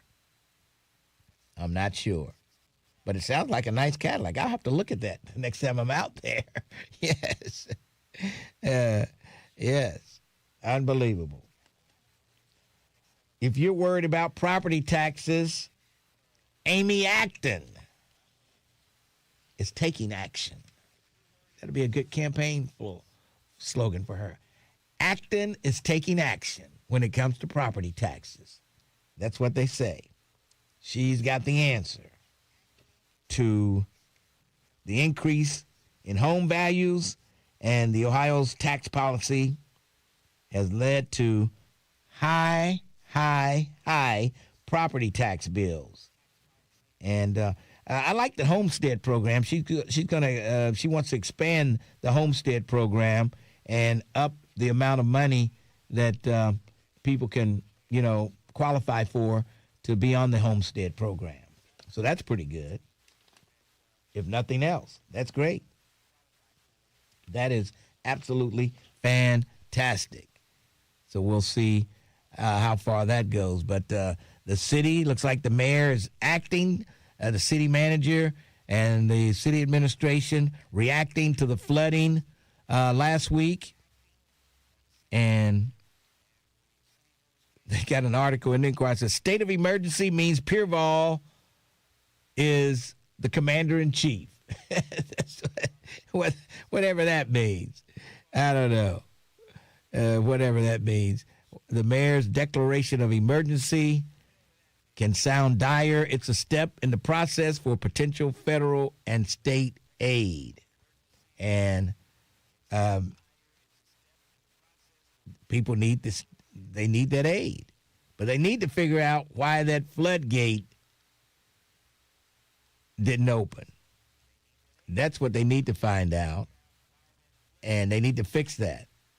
And so hopefully the Army Corps of Engineers and the county engineers and state engineers or whoever need to get together, put their heads together to find out what happened to that floodgate. Yes, I'm sure Rick Jr., since he's an engineer, I'm sure he knows. I'm sure he knows. Boring. Yes. And he's Mr. Engineer. He can tell you about everything that's going on in Cincinnati, but he knows nothing that's going on in Dallas, where he supposedly lives. He knows nothing about what's going on down there. I could turn on the news in Dallas and look up some stuff and ask him about it. He said, oh, no, I didn't hear about that. But he can tell you every single thing that's going on here in Cincinnati, which is unbelievable. Unbelievable. I got a kick out of him trying to pronounce medulla oblongata. Oh, yeah. That's what he was trying to say. Yes, yes. Yeah, that was funny. Oh, boy. Unbelievable. Unbelievable. But he knows something about everything. But I can't wait to find out why this guy shot this Mason factory employee 22 times at the Carter Lumber facility. David Cohen, who looks like a mean hombre, let me tell you. He looks mean. I'd hate to run into him on a dark street. Yeah, I'd hate to run into him at night on a dark street and with no lights, and you get up close enough to see his face. He would scare the hell out of you. He shot this guy 22 times with a pistol. Unloaded the magazine.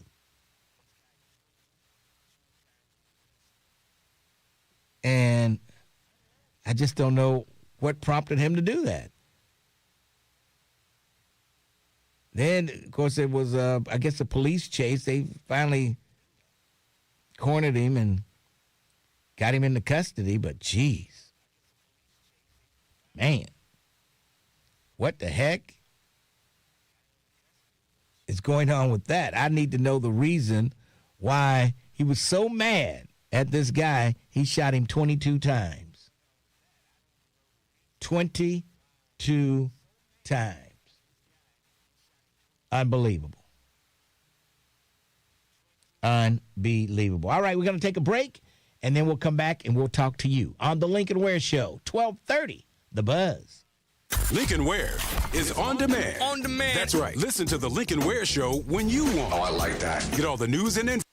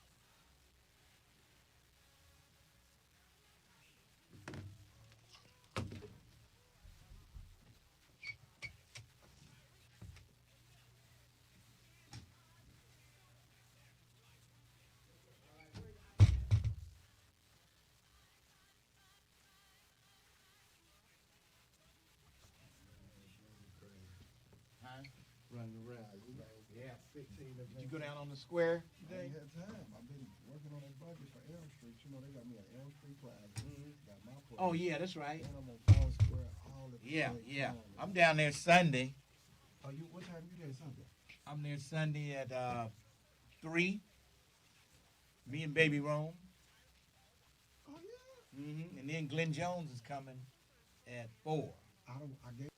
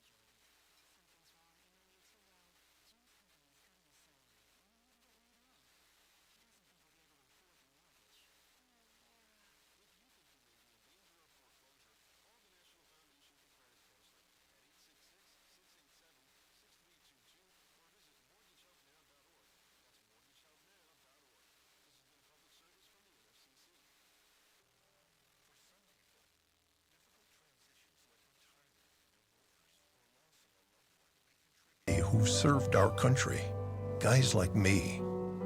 Support from friends and family makes such a big difference. Every day, your actions could help save a life. Learn how you can help at veteranscrisisline.net. Giving voice to the community. We are the Buzz of Cincinnati, your talk station.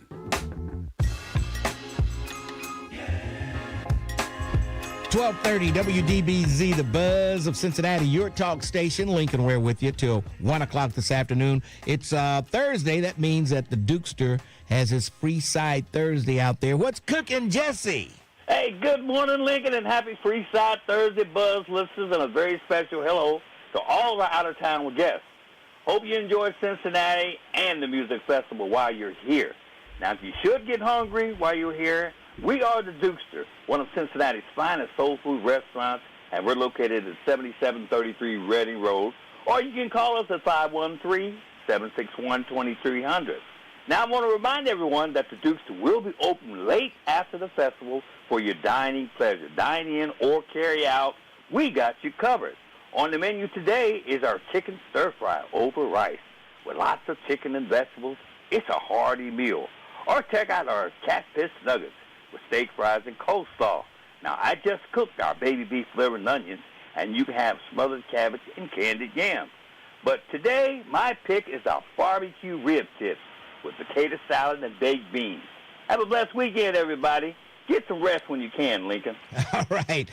That's the Dukester right there in the Summit Plaza on Reading Road. All right, in the studio, none other than Ironetta Wright, former superintendent of Cincinnati Public Schools. She's doing her own thing now. We got Lando in the house from Something to Whine About. Oh, yeah. And welcome to the show, both of you. And Ironetta, good to see you. Nice to see you. And I see Lando all the time, but I haven't seen you in a minute. Nice to see you. All right, good to see you. Now, this coming next week, starting next week, the Omega Sci-Fi crew is coming to Cincinnati, and you're doing something special down at Something to Whine About for the conclave. So tell us a little bit about that. Tell us a little bit about what have you been up to lately? Well, thank you so much, and thank you for having us here today.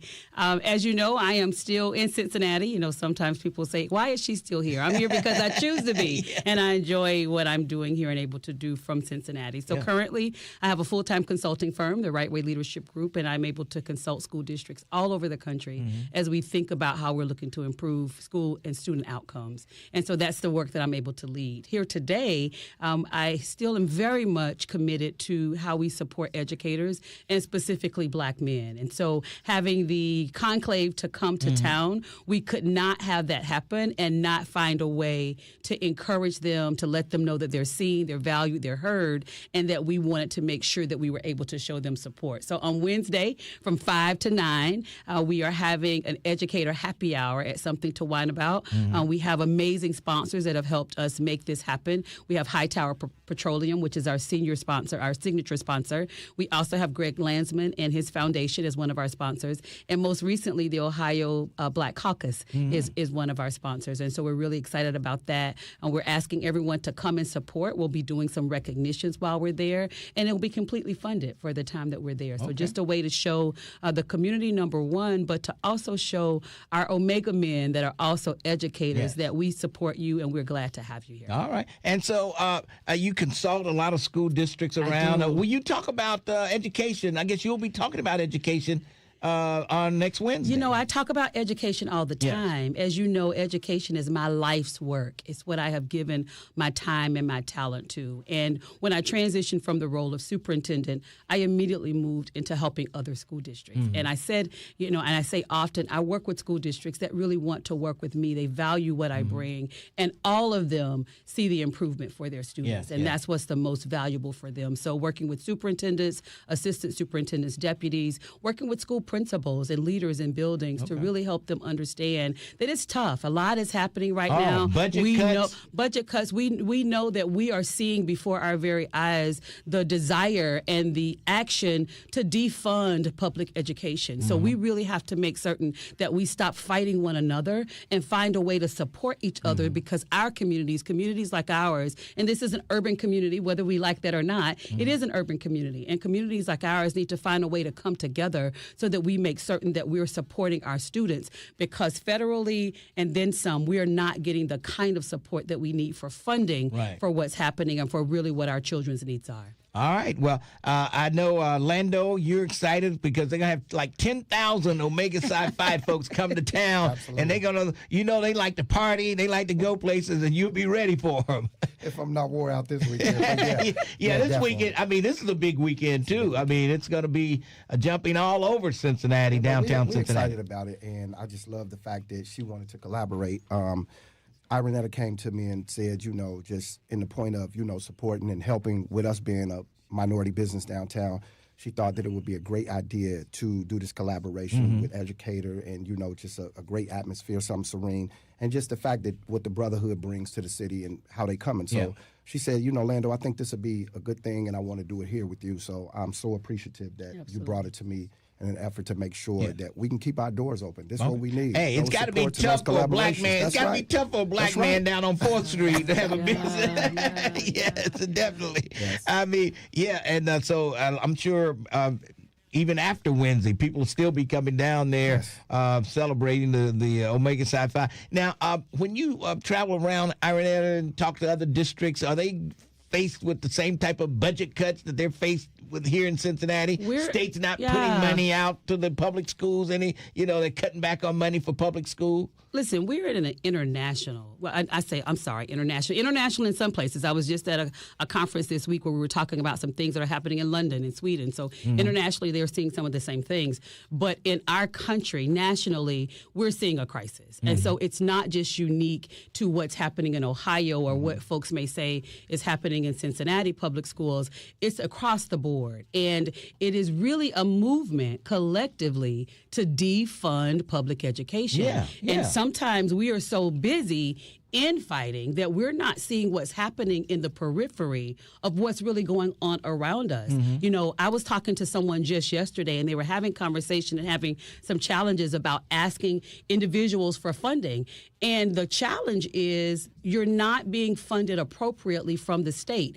In most states, you're not being funded appropriately. So then there is the burden on the community to then try to find funding in order to support their public schools. And so really to really invest in our public schools, holding them accountable. We don't want to talk about accountability, but accountability is important. Holding them accountable, but at the same time, finding the way to support. One of the things that we're doing just currently as a part of the work that we're doing and focus on our educators, we're also doing a supply drive for one of our local schools, Cincinnati College Preparatory Academy. We're doing a drive for them, and there are 2 locations where you can drop off supplies. One, of course, is something to whine about, and the other one is Mr. Bubbles on Marvin Butt's Way. That's the other place where you actually can drop off supplies. So we're still out here doing our part to make sure that we're supporting our students and supporting school districts and supporting superintendents as they're really trying to lead this challenging work. It's tough, and folks don't realize just how tough it really is,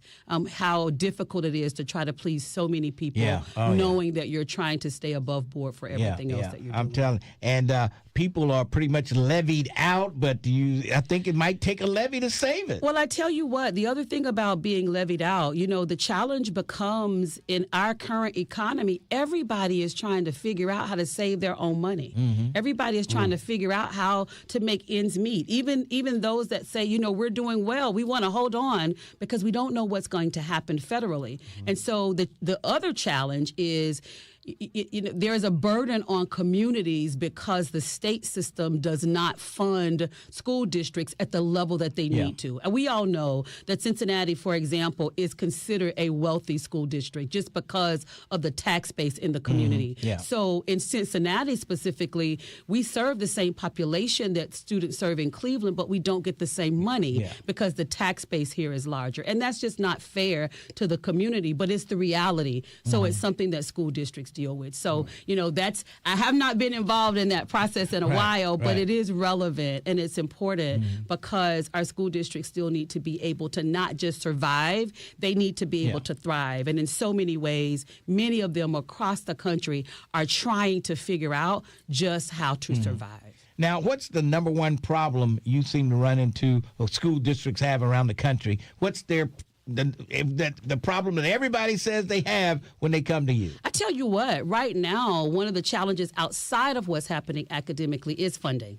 That's one of the greatest ones. I wrote an op-ed last year in August about the things that I surveyed over 100 superintendents about what's keeping them up at night. And at that time, it was budget challenges. It was ICE because that had really just started to pick up.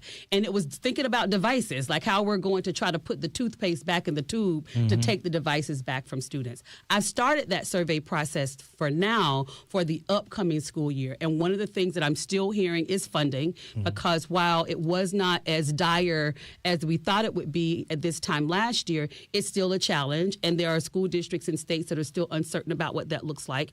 And there's also a very real desire to make certain that students are improving in many places. Not in all, honestly. We say the focus of that is in all places, that's the focus, but that's not necessarily the case. And so we see that. Everybody wants change until change shows up. You've heard me say that before. But really, what are we doing with academic achievement? The other thing that is really top of mind is the national teacher shortage. I was just with about 100 superintendents just this past week, and as we started talking about problems that you're trying to solve, one of them that came up recurring was positions collectively. It was teachers. It was assistants to work with your most vulnerable students and how we're actually finding those individuals. So we have some things that we really need to work through and work together to get there. What about, do you see truancy being a problem everywhere? I tell you what, one of the conversations not necessarily was around truancy, but it was around attendance. Like a lot of school districts are really trying to still figure out how to get students back in school post-COVID because a lot of students have not reported back to school yet, even since COVID. There are so many students that we have just not been able to find where they are, and that is across the country. You think maybe they went to charter schools or something?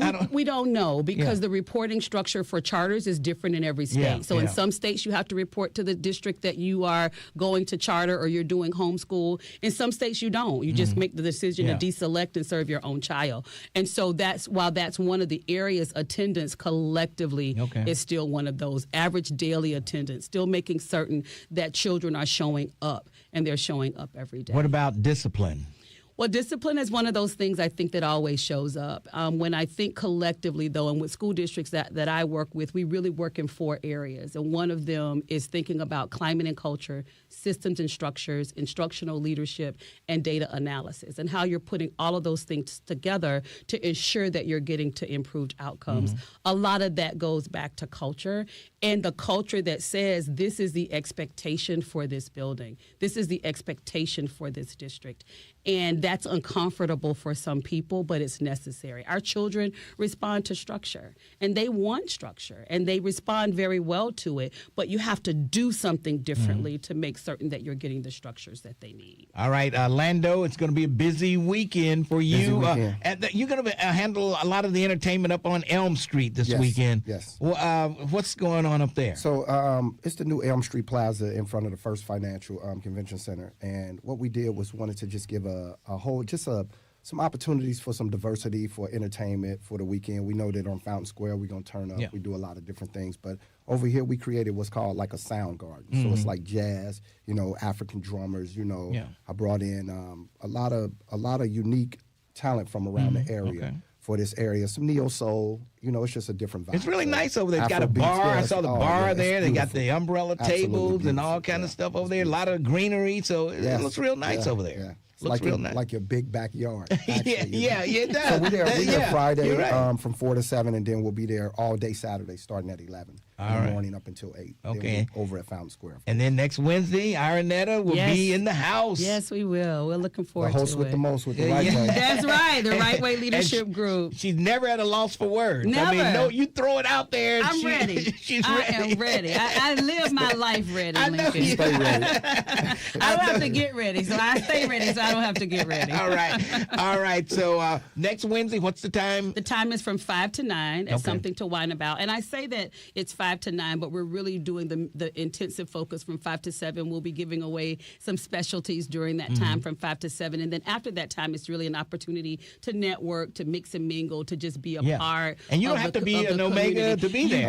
You don't. You don't. We do want you to RSVP. Okay. So do go to the site. It's on all of our social media sites. And what's the website? What is it? It's the rightwayleadershipgroup.com. When you go there, it's the first pop-up that you're going to get. The Right Way Leadership Group.com. And so once you go there, the pop-ups are already there. It's also on Lando's sites as well. And you can just go there and register.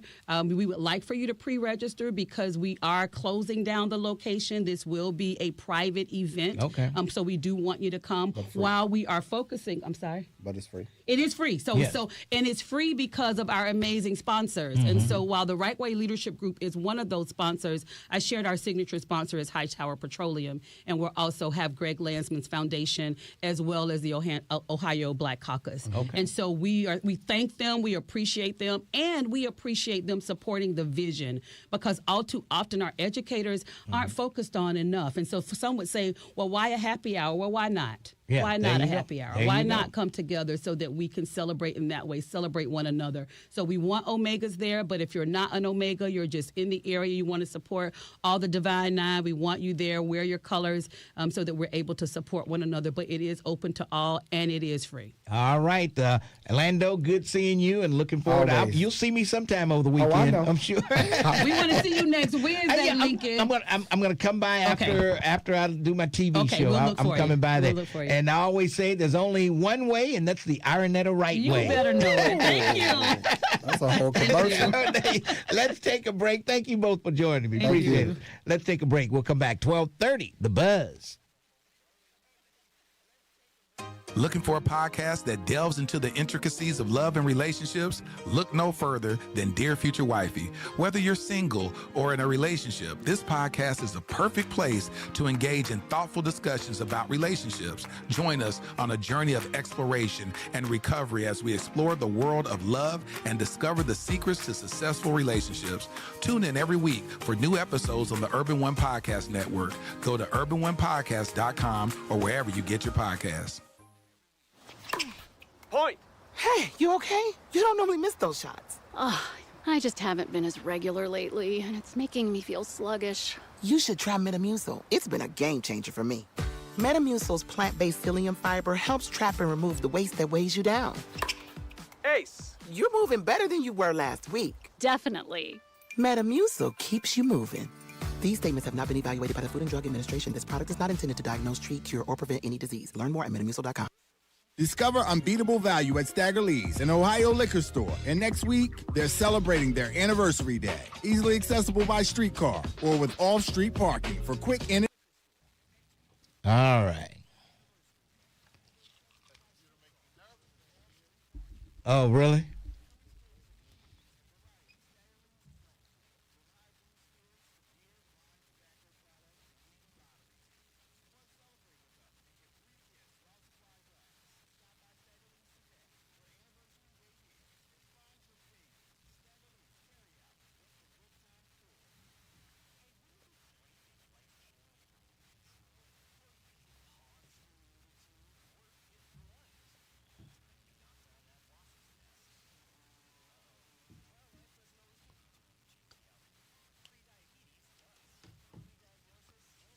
There you go.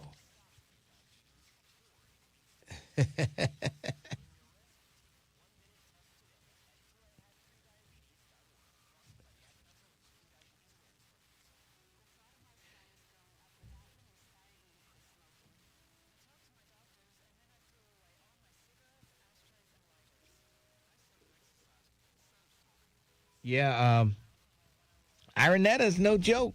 She's no joke. Like she say, we ask for change, but what did she say? We ask for change, but when we see it, we run. What did she say? We don't like it. Something she said.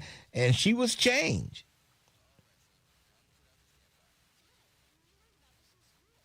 I think about it. Trust me.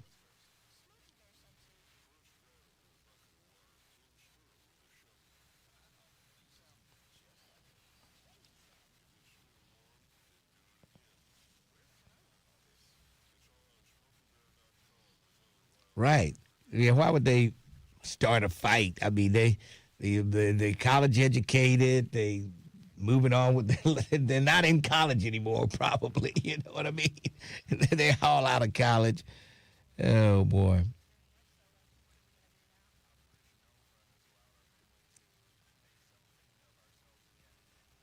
Yeah, Ironetta is no joke.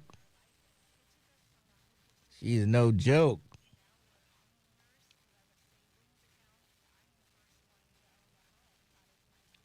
She can rattle that stuff off. You know, everything I threw at her,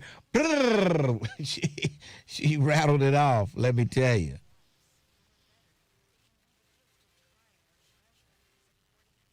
Yeah, we all want change until change shows up. That's what she said. That's pretty good. And change showed up here, and they didn't want it. She was change.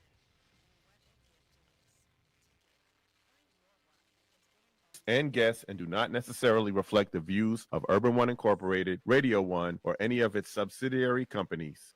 Did you miss something? Catch the rebroadcast. Do it again. For the full schedule, go to thebuzzcincy.com. 1230 WDBZ, the Buzz of Cincinnati, your talk station. Lincoln Ware with you. It is Thursday. And getting ready to kick off the Cincinnati Music Festival weekend, and it's pretty much underway now. Yes. All right. And Ironetta Wright, always great talking to her. And man, she says, we all want change until change shows up. And I think she was change, and they didn't want it. You know, she came in to change things, and they didn't want it. They wanted change. But when change showed up, they didn't want any parts of it. But she's doing all right with her consulting business, and she seems to be doing okay. She must like Cincinnati. She stayed. She could have easily gone back to Jacksonville, where she's from, or Detroit, or anywhere. But she chose to stay right here in Cincinnati. Is Miss Wright married, or does she have children? Somebody wanted to know that on YouTube. I don't ask those questions. I didn't ask if she was married or not. I don't know. She normally kept her personal life pretty close. You know what I mean? And people didn't really know. And I don't know if there's a Mr. Right or not. I don't know. Yeah. I don't know if there's a Mr. Right. Yeah. But Ironetta, good talking to her. And, right. Let's move along. Twin, how in the hell are you, Twin? Just laid back, OG. Yeah. You know, listen to, sometimes it be informative and sometimes it be Jerry Springer. Oh, boy. So I just got to fall in line, you did? Yes. Yeah. Get in where you fit in. Miss Wright, man. So what?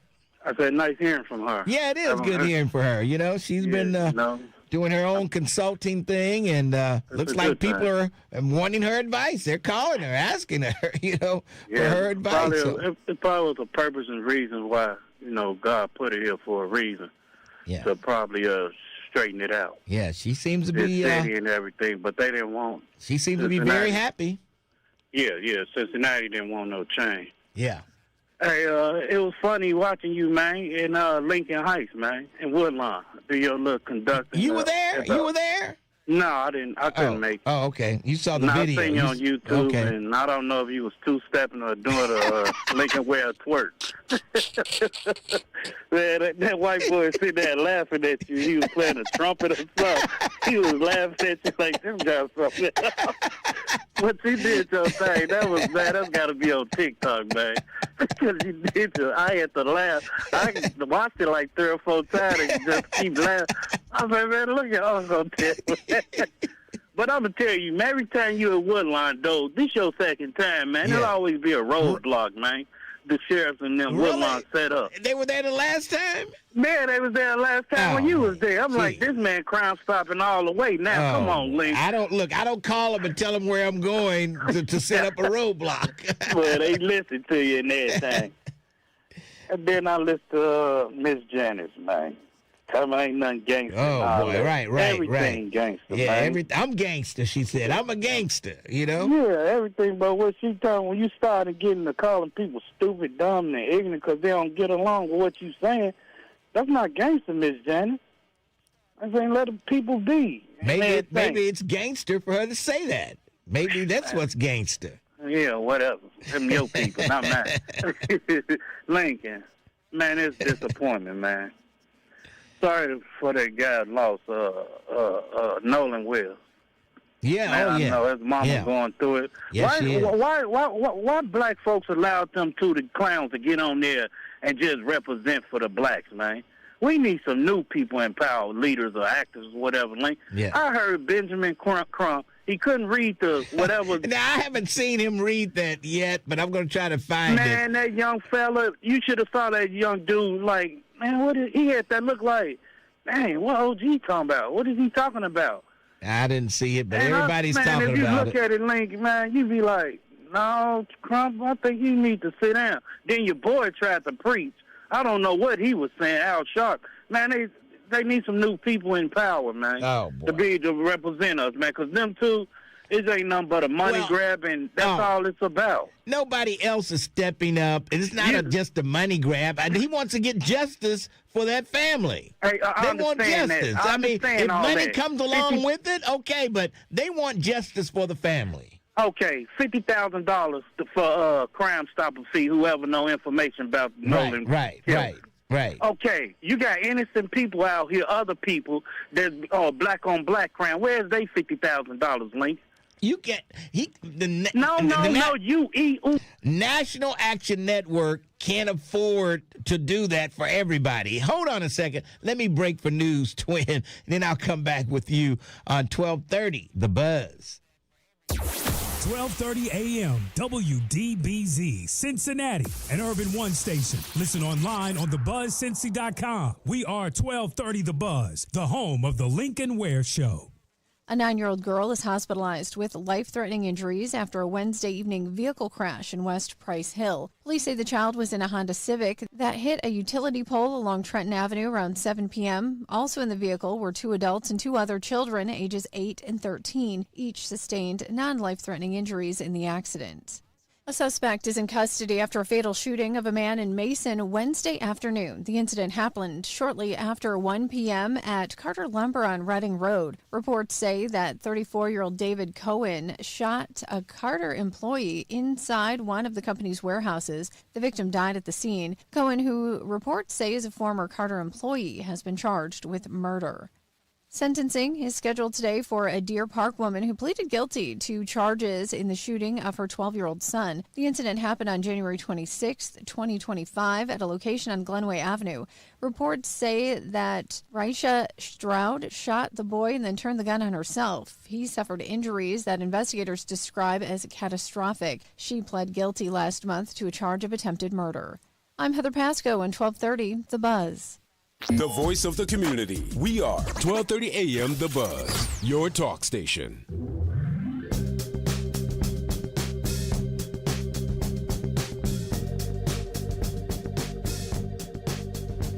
1230 WDBZ, the Buzz of Cincinnati, your talk station. Lincoln Ware with you till 1 o'clock this afternoon. We were talking to nephew, and he's, he's got something to say about Al Sharpton's $50,000 from Nan, and I don't know. I just don't understand. Real talk, Lincoln. It's a money grab for both of them, too, man. Look at their record, man. They don't ask for anything. Sharpton said, we don't ask for anything. We just come in and try to help. If they know it's a money grab, they in there, man. Now, they in there. I don't know if the people, if they get money, if they volunteer and donate to the National Action Network, they never go in there and say, okay, we're coming in, but you got to pay us this. They never do that. When Tamir Rice in Cleveland got murdered, and his mama stepped up and she had Ben Crump. Tamir Rice, yeah, my bad. And she had Ben Crump as a lawyer or whatever, she let him go because he was talking that yin yang stuff. He wasn't speaking her language. I don't know about that. What you mean you don't know about it? It's public, man. It's on video. You got, hey man, check this out, huh? Hey man, you got a message, man. So what now?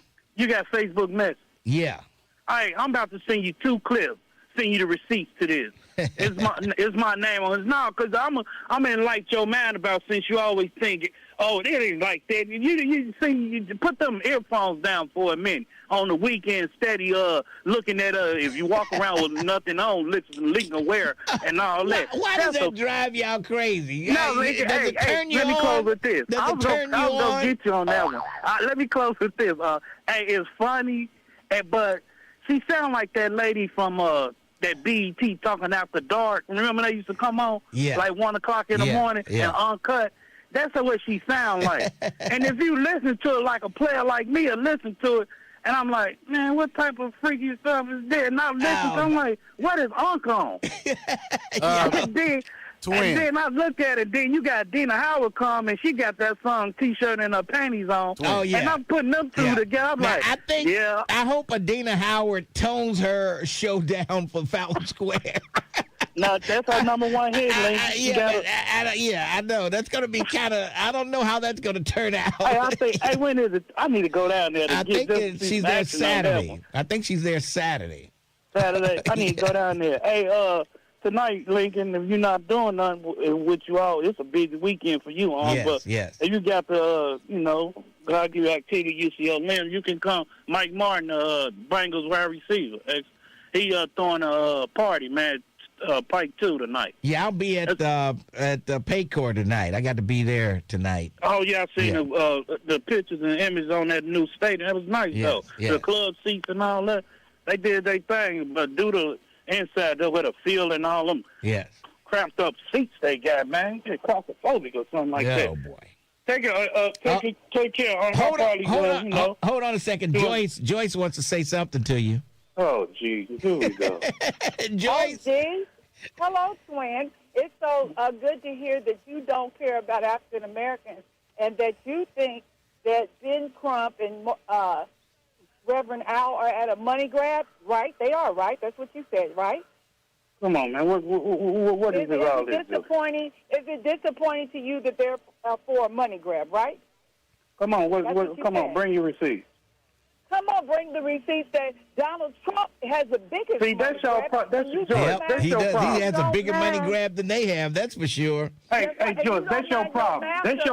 That's your problem now. You always, since I've been listening to you for the last 10, 12 years, that's all you say. You never talk about the violence of this city. You never talk about the homeless. All you do is glaze Trump and the rest of you clowns. That's all you do.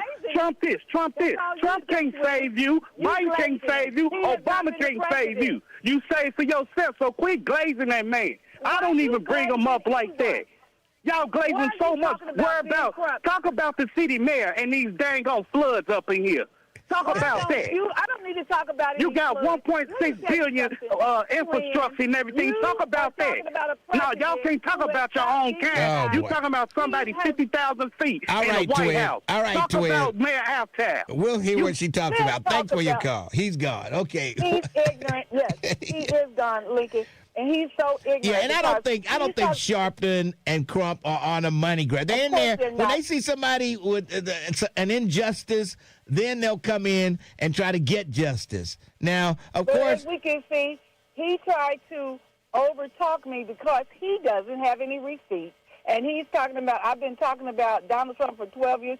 Donald Trump hasn't even been the president. He was in 2016. He stopped being the president. What is he even talking about? But Donald Trump makes national policies and laws that affect this country, and everyone knows it. If he's taking away diversity, equity, and inclusion, that means African Americans, handicapped people, veterans, and all other type of people won't have jobs. He's fired over 100,000 people from the government. That means at least 700,000 that have been black women and men who are now no longer working for the government and getting checks and paying into our tax system, etc., taking away our middle class. He doesn't care about that. Now, he doesn't care that Donald Trump said the Central Park Five were still guilty, 5 black men. He doesn't worry about that, even though they were exonerated. Twin continues to take up and lick and lapdog for Donald Trump, who is not millions of miles away. He is affecting our life. He's taking away SNAP benefits, grants from colleges, black college funds. He took money. He didn't want the black farmers to get money.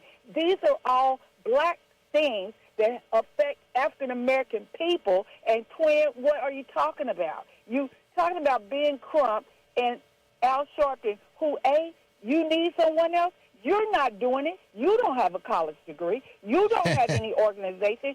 You sound real ignorant because if you can do something, why don't you just run your mouth? But believe me, he always protects Donald Trump. Anytime you mention Trump, then he goes berserk. He goes in. Doesn't he go berserk? He can't tell us anything Donald's done wrong, but he can tell us things that African-American men who have done many things right. Al Sharpton took bullets and been stabbed for our people. You don't have to like everything he's done, but it's one thing about it. He's standing up, and Ben Crump is too. Maybe Tamir Rice's mother and he couldn't get along. That's only one person, and he won't get along with everyone he's tried to represent. But we do know he's won many cases, and he will continue to represent those who he can get along with. Money grab, you don't mind Donald and Elon Musk and Jeff Bezos and all the rest of them. Mark Zuckerberg, you don't mind them with the money grab. Right, and it takes money to conduct investigations and stuff. Hire independent coroners and all this stuff. To get an independent autopsy and all this. It takes money for that stuff.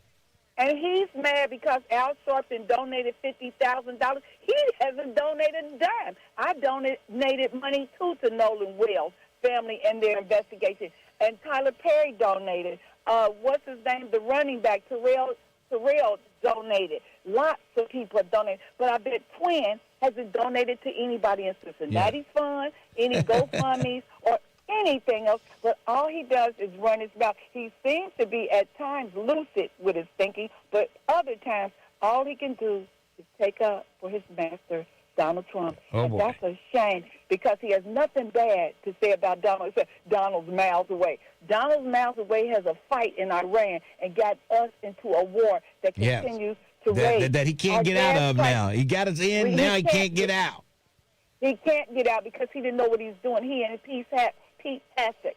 And our gas twin happens to be going back up to his $3.70, $3.90, $4 twin. That's affecting us what somebody in Washington is doing. How ignorant are you to think that the federal government doesn't affect us every day of our life? You must be just a lunatic. I thought you had some semblance of critical thinking skills, but you seem to lose them every time Donald appears. Yes, I will continue to talk about it. Our people continue to talk about slavery and talk about Jim Crow and talking about freedom because we must continue to talk about it, twin. What is on your mind? The Jews keep talking about the Holocaust, but you don't want me to continue to talk about the white man, your master, who is affecting my life and everybody's life. Right, But Lincoln, what we will do is think about the festival this week in Cincinnati that will bring us some money, and we will pray that our youth and the people get into no trouble, that the city is safe, and that we look out for one another in Cincinnati this weekend, and pray it turns out to be a money-making event for African Americans along with the city, and that we thrive this weekend and stay united and healthy and safe. God bless the city this weekend, Lincoln, and you and all that you'll be doing. All right, Joyce, thanks for your call. Unbelievable. I tell you. Oh, boy. I love when those two go at it, Joyce and Twin. It's like the heavyweight championship of the world. That's what it sounds like. All right. 513-749-1230. And, Sharpton is not, there may be money eventually if there's a settlement or something. Those people may make a donation to Sharpton, and I'm sure Crump, they signed some papers with him to get 1/3 or something, however the lawyers do. That's just the way of life.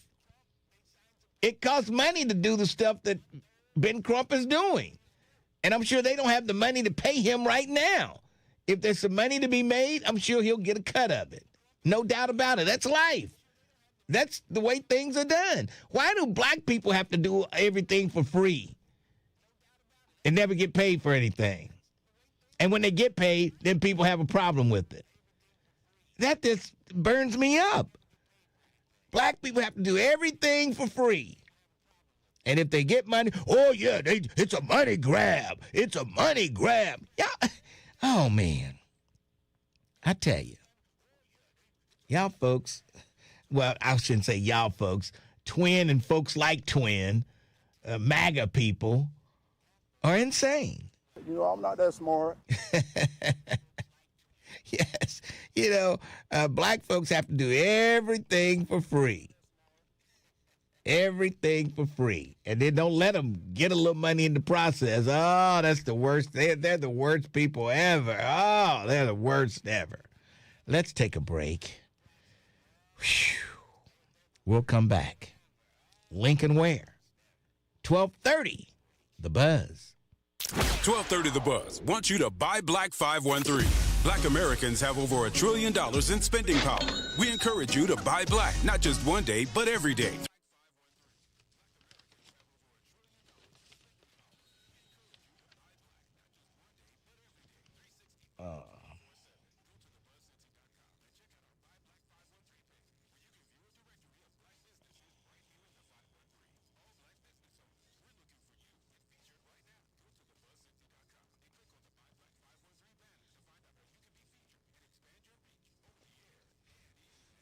Test. Oh.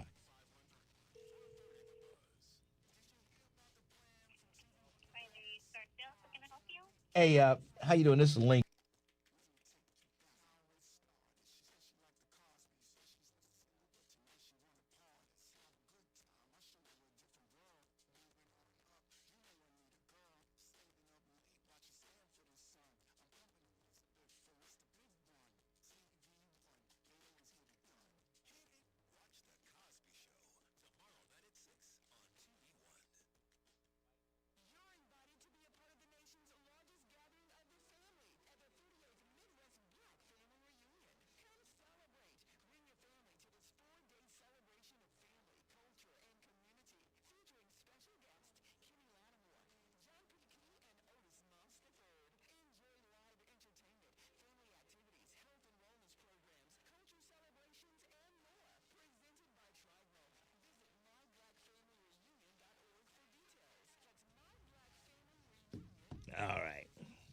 She thinking I wanted to buy it. I don't think she knew who you were. She didn't know who I was. No, she didn't know. They got like 50 salespeople out there. Yeah. Everybody got their own Weiler shirts on. They got their uniform out there. He's got them decked out. Yeah. Oh, boy. She sounded like Detective Green a little bit. Yeah. You want to come in and look at it? I just wanted to confirm the color. The color is white. Oh, boy. Oh, boy.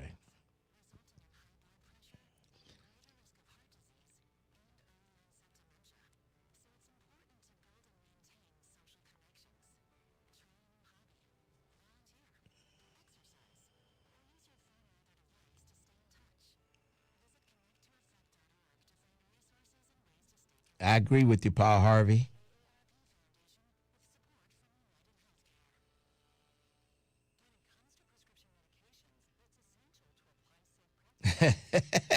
Jerica said you're going to call that lady back. Say what? Jerica said, when you said she sounds like Detective Green, Jerica said he's going to call that lady back. Oh. Jesus. Man, I tell you. That Jerica. You know when somebody's a down low freak because everybody's a freak to them. Boy. You know. Oh boy, unbelievable. Visit responsiblecommunities.com to learn more. Right now, I'm walking around the house with nothing on but the Lincoln Ware Show. Hubba, hubba, hubba, hubba. 1230 WDBZ, the buzz of Cincinnati, your talk station. And as usual, like eggs, cars are cheaper in the country. They're cheaper out there on Route 32 in Batavia, where the Jeff Weiler used car mega store is located. Oh, yeah, I'm telling you, over 400 used cars on site, all makes, models, sizes, price ranges, you name it, they've got them. Electric vehicles, they've got the hybrids, they've got the SUVs, they've got the sport cars, they've got the big SUVs, the third row seat SUVs, they've got them all. And there's one with your name on it right now at Jeff Weiler. No matter what your credit problems are, they'll get you financed at Jeff Weiler. Oh, yeah. So visit the friendly staff and hassle-free process, the beginning to the end, will take you a little bit over 30 minutes. Not much over 30 minutes. And they'll have you in and out in no time, and you'll be driving the Jeff Weiler used car from the used car mega store sooner than you think. And by the way, somebody wanted to know about that Escalade, that 2016 Escalade Platinum with 112,000 miles. That's only $21,995. It is white. Yeah, it's white. A white Escalade Platinum, 112,000 miles. And, hey, it's right there, ready for you to get in that sucker and drive it on off. Where are the white women at? Yes. All right, the phone number out there if you need to call. I just called up there to find out the color of that car. 513-943-5400. 943-5400. 513 is the area code. Give them a call. All right. Let's move along. 513-749-1230. Lincoln Ware with you. Sly, how you doing today? Everything is everything, Lincoln. How are you? Now, what was that song by Holland Dozier and Holland you wanted? Why Can't We Be Lovers? Well, yeah. Came out in 1972. I got to get that down. I got to get that in there. But, yeah, that's a good song, too. That was a great song. One time I asked for the Radiance. Don't it make you feel kind of bad? Yeah, we're not going back there. No, that's too far back, the Radiance. 57 is too far, but you played Baby Swan. Well, yeah, but I don't know. I have to check that one out. Yeah. But, okay. Yeah. So what's on your mind today, Sly? I wanted to respond to Twin. Okay, because one thing that really frustrates me is the talk about black on black. Yeah. But when a black person, and you look at the prison population, when a black person commits an act of violence against another black person, there's an investigation. You get prosecution, which can result in a trial or a plea, and that person faces his or her punishment. Mm-hmm. But when it's in today's history, when a white person kills a black person, we have to beg simply for an investigation. Mm-hmm. Yeah. Okay, because look at when Trayvon Martin was murdered. They had to beg for an investigation. Mm-hmm. Yep. And have all kind of protests and things like that. The same. Yep. The same with Ahmaud Arbery.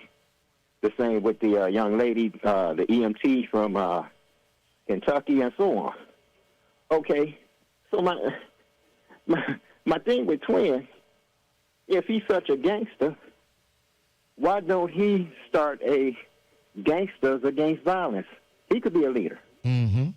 Okay, and he could lead his former gangbangers into some activism or actionism. Because I always say I'm not an activist, I'm an actionist.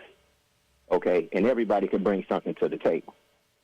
Okay, so that's a big problem. And understand this here. I remember the day Michael Brown's grandfather called Al Sharpton's radio show to seek help. Mm-hmm. And Reverend Al said, look, this is what I'll do. I will fly you in to New York mm-hmm. so you can come on my Politics Nation show, because I want you to do this for the world to see, that I don't chase people. Right. People come to me. Yeah, yeah. See, Okay. that's what I was trying to tell Twin. They don't see these things happen and then swoop in. People ask for help. Exactly. Even the white family down in Arkansas in 2022, when Reverend Al went down there to preach the eulogy for their white son, who was gunned down by a police officer, and all he had in his hand was a bottle of antifreeze. Mm-hmm. Okay? So you have that. Now, Reverend Al has a contract with Kathy Hughes, and he gets paid for his radio show. He has a contract with MSNBC. Okay? So he doesn't really have to chase the dollar. The dollar comes to him, mm-hmm. because those are two lucrative contracts. Yes. And he earned them. He deserved them. It's his job. So I always say people that talk the most do the least. But let's see you stand up, because everybody can lead, even a gangster. Mm-hmm. Yeah. I tell you, like I said, you know, they're doing all the talking, but what are they doing? Nothing. If that family had to depend on Twin, where would they be right now? So I got you. Thanks for your call, Sly. Take it easy. All right, that's Sly from Detroit. I meant to ask him if he's coming down to the festival this weekend. I forgot to ask him that. And a lot of folks will be down here from Detroit. Detroit loves Cincinnati. Oh, yeah. Chicago loves Cincinnati even more. I'm sure Twins' relatives will be down from Chicago this weekend. I don't know. But we'll see. All right. Someone says, I agree with the caller. However, I see Brother Stefan stand up in love and often to be ridiculed by people who would never do what he does. And that's true. You're right. You're right. And someone says, Twin is all right. Folks, let up. It's an observation. Okay. All right. It's the Chicago Festival in Cincinnati. I mean, you know, it's almost like that because there's more people from Chicago at Paycor Stadium than I believe from Cincinnati.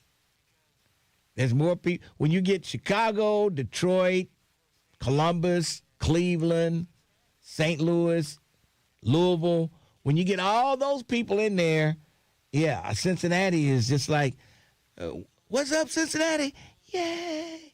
What's up, Chicago? Yeah. I mean, it's like, it's a big difference. People in Cincinnati, they hang around and go to the free stuff, you know, Fountain Square and stuff like that. But yeah, Chicago comes down 30 busloads deep. It almost seems like 30 busloads deep. Sly says he will be here. For he the will weekend. be here. Yes. Okay. Sly, if you're here on Sunday, come over to the square and introduce yourself. If you're still here Sunday at 4. In his C8 Corvette. A C8? Yeah. What is a C8? I'm not familiar with Corvette numbers. I don't know, Mr. Ware. Maybe I said it wrong, but it sounds like to me he says C8. C8 or Z8. Maybe he said Z8. Maybe a Z8. Okay. Yeah, maybe okay. Z8. I'm not sure. Okay. Maybe I heard it. All right. But we'll check him out. He's a vet man. I was thinking about, they got a nice looking vet over there on the lot at Jeff Weiler, but I just stay right where I am. You know, I don't feel like going out. I just stay put. Yeah. But it'll be a great weekend. Cincinnati go to the festival when they have good lineups. This year's talent lineup is weak. It's all about the fun that they have, you know, and everything. It's more than just the lineup. It's the fun. It's the traveling out of town, seeing all kind of people that you haven't seen before. That's what it's all about. Okay, it is a C8. C8 Corvette. C8, Yeah. okay. All right. It's sharp, too. I had to look it up. Man, you riding that? It's red? Oh, boy. Oh, boy. Sly gonna get into trouble down here this weekend. He's going to be fighting off the ladies in that one. Where are the white women at? Oh, boy. Oh, boy. Yes. C8 is the new one. Okay. All right. There you go. Tell you, those vets, there's nothing like it, man. You talk about power at your toe tip. I've said fingertip, but toe tip, when you press it on that accelerator, that's power. I mean, that's a lot of power. It's so much power, it scares me. I was scared to give it all when I had that vet a couple of years ago, I got scared. I was like, oh, no, let me back off. It's too much. I got scared. And it still wanted me to press down more. There was still room to go. I'm like, hell to the no. All right. 513-749-1230. Lincoln Ware with you. We need to take a break. And why do I get the feeling that Brent down in Dallas is going to come up with an image of you driving that vet? Oh, boy. I tell you. With friends like Brent, who needs enemies? With friends like Brent. Yeah. If they keep gassing that vet, Lincoln, will you take it? Oh, boy. You will take it. Oh, boy. Twin is going to wear his gold Trump shoes this weekend. Oh, man. Unbelievable. All right. Let's take a break. We'll come back. 513-749-1230. Lincoln Ware with you. We might do the on-the-job check-in since I won't be here tomorrow to do it. We might do the on-the-job check-in before the show's over today, right here. 513-749-1230. We are the Buzz of Cincinnati. Every weekday, 12:30 The Buzz has you covered. Let's go! With new entertainment.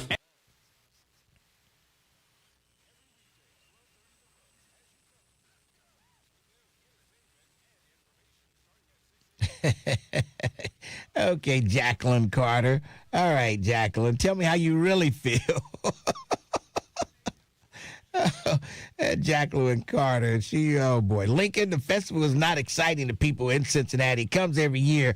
And look who's talking about free stuff. You're the king of if it's free, it's for me. Boy, she let me have it, didn't she? She said, I'm the king of if it's free, it's for me. I am the king. I am the king.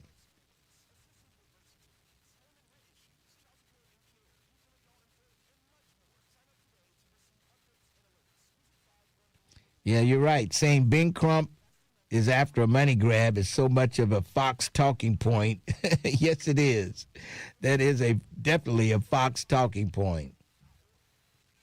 It's about fashion as well. Oh, yeah, you're going to see some stuff. You're going to see a whole lot of stuff here and a whole lot of stuff hanging out that probably shouldn't be hanging out.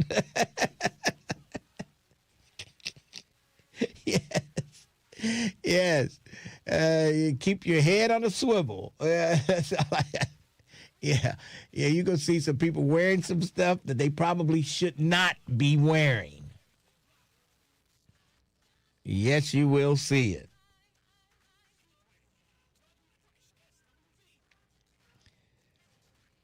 Jerica says she needs to buy an auntie fan.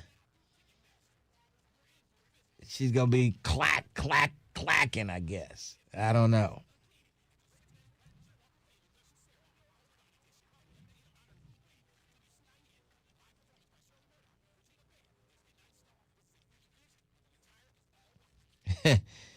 Oh, boy.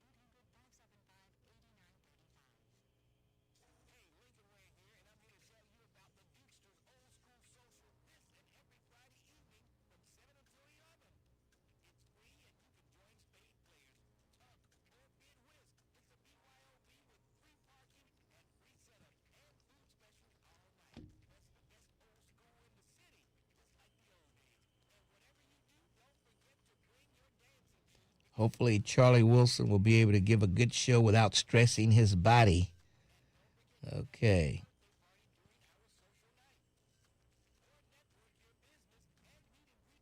Okay. Thanks for that, Pamela Kenny.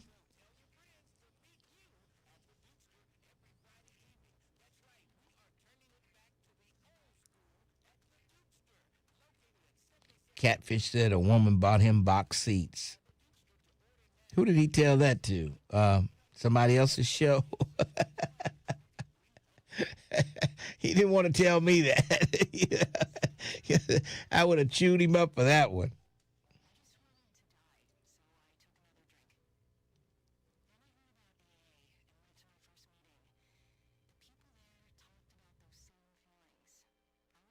What's up? Check your phone book, newspaper, or AA.org. 1230 The Buzz. Streaming live on your computer. Log on to thebuzzcincy.com.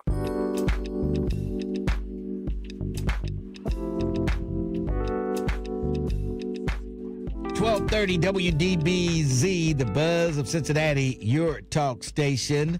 Lincoln Ware with you. And apparently, Twin is going to the festival. Some woman bought him seats. I don't know. Hey, don't forget, get those school supplies. Get them ready. Get the new shoes. We're also collecting shoes and school supplies to get the kids back to school on the right foot. That's right. Your donations, you can bring them. We're taking them up until next Friday. That's right. School supplies, brand new gym shoes. You can bring them here to the station. We're located at 705 Central Avenue. There's a box in the lobby. You can drop them in there.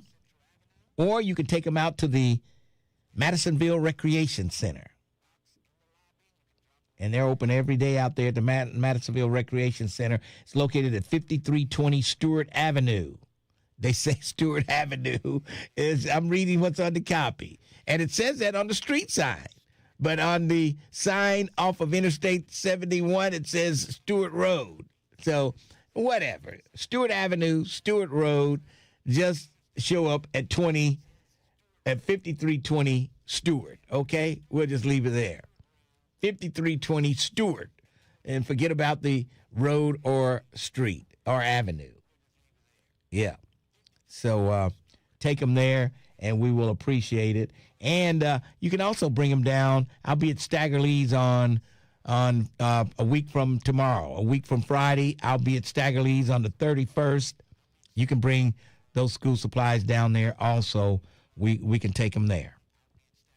That's the last day that we'll be taking them. So please bring them on down there. Staggerly's right there on Elm Street. I think it's 2020 Elm Street. I'll be there next Friday from 4 till 7. So come on over, get a bottle, and we'll chat a little bit. Yes. And they're supposed to have my Crown Royal chair at Staggerly's also. Yeah. All right. 513-749-1230. Lincoln Ware with you. And someone said, Lincoln, I saw a Cadillac. I saw a Corvette. I saw a Corvette this morning. The year was a 98. White T-top, mint condition. Looks pretty good. Okay. All right. Enough with the Stewart Road Avenue. Right. I know it. Tomatoes. Yeah. Should always read Stewart Road. Okay. Whatever. Just show up at the Madisonville Recreation Center as soon as you can. All right. 513-749-1230. Go ahead, caller. How you doing? Hey, what are you saying? What's up? I like to know, are they having the Jazz Festival at the Red Stadium or Paycor? It's been at Paycor since Paycor was there. With Paycor? Yeah. Yeah, I just wondered. Yeah. I just wondered. Huh? I just wondered about it because I know it used to be down at the stadium. You mean it used to be at the Red Stadium? That was the Reds and the Bengals Stadium. That was Riverfront Stadium, and the Reds and the Bengals were there, and the festival was there when it was before they tore it down. Yes. Tore it down, yeah. When they built Paul Brown Stadium, which is now Paycor Stadium, the festival has been there ever since. Ever since. So that's where it's going to be at. Yes. Okay. I just wanted to know. Yeah, I mean, it's been there for like, how long has Paycor Stadium been there? Paul Brown Stadium been there like 20 years or more? I don't know how long it's been there. But, yes. All right? All right. All right, JB. Thanks for your call. Unbelievable. Yeah. And JB, where is the Cincinnati Music Festival? Where is that going to be? I haven't not heard. Nobody has mentioned it, I guess. Where in the hell has he been? Oh, boy. I tell you. Oh, man. All right. I guess we still have a few more states to get through their primaries that's coming up, and it's going to be a real interesting how this whole thing shakes out before November. Somebody said JB needs a testosterone shot. And we're talking about that, too, Monday, when we've got the urologist coming on the show to tell us about this testosterone and how the Army and all the armed forces, they're going to have to take a testosterone test to check their levels. Check their levels to see if they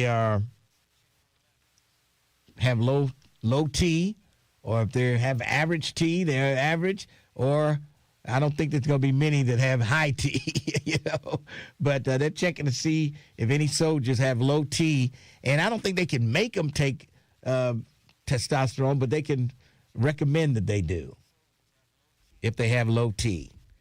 Hegseth wants those troops to be ready to fight, ready to go. Yeah. Ready to go. So we'll see. Somebody said, where has JB been hiding? And Dwight says he is right, because from Paul Brown Stadium to Paycor can be enlightening. Oh, boy. It was just a name change. The place stayed the same. Yeah. Unbelievable. But we'll see what's going to happen with this. We'll talk to the urologist on Monday, and he'll give us the full rundown on if this can be a good thing for the military or a bad thing. And you listen to all these testosterone commercials all over TV. ESPN, you can't watch ESPN without seeing a 1,000 testosterone commercials, Yeah, I mean, it's just, you get tired of seeing them. Listen, I get it. Men a certain age, they want to know if they can get that feeling back. Yeah. But it's more about more than just sex. Yes. It's dealing with your self-esteem. It deals with your energy. Yeah, energy. So it's more than just about what's in the sack, Yep. I hear you. I'm sure your friend will have a comment on it, but yeah, you're right. Oh, that's right. You're right. Somebody says Deion Sanders wears Depends now. Yeah, he's advertising like he wears them. Yeah. I'm not gonna laugh at that, man, because anybody can be in that situation. I know it. I'm not gonna say a thing about it. I'm just hoping I never have to wear them, but you just never know.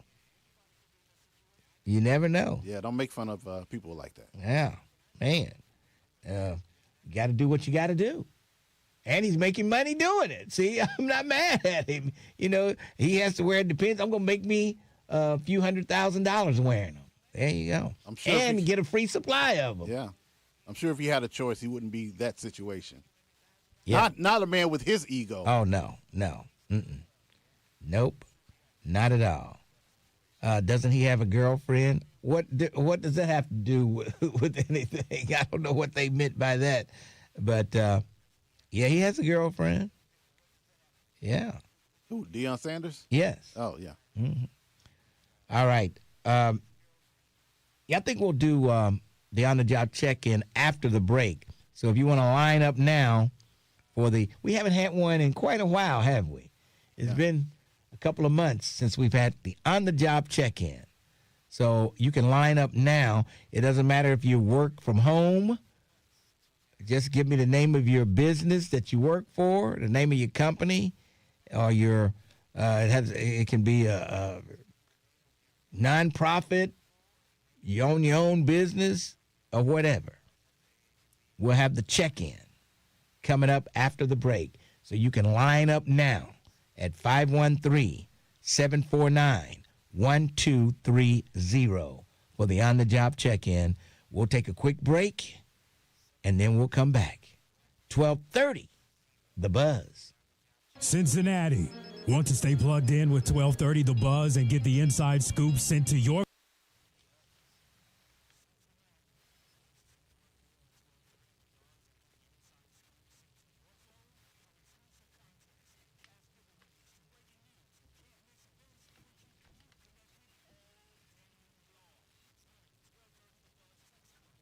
Okay, yeah, okay.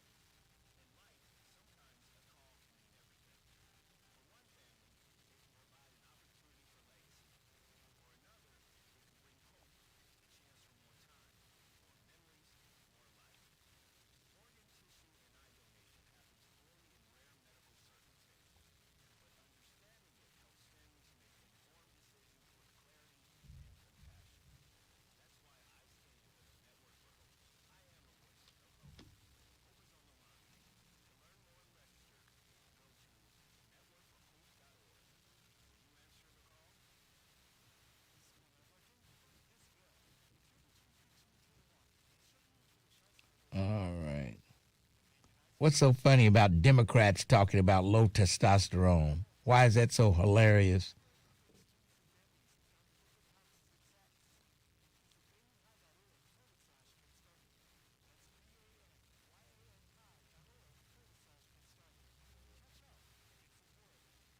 I know Dion can pull the ladies. He can pull them.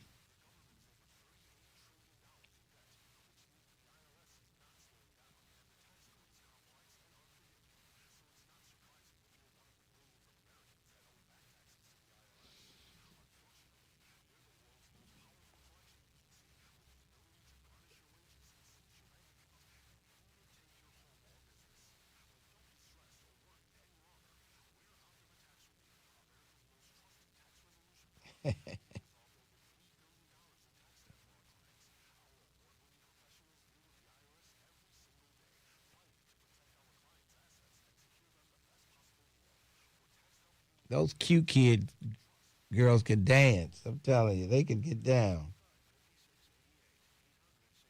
Cute kids. They can get down.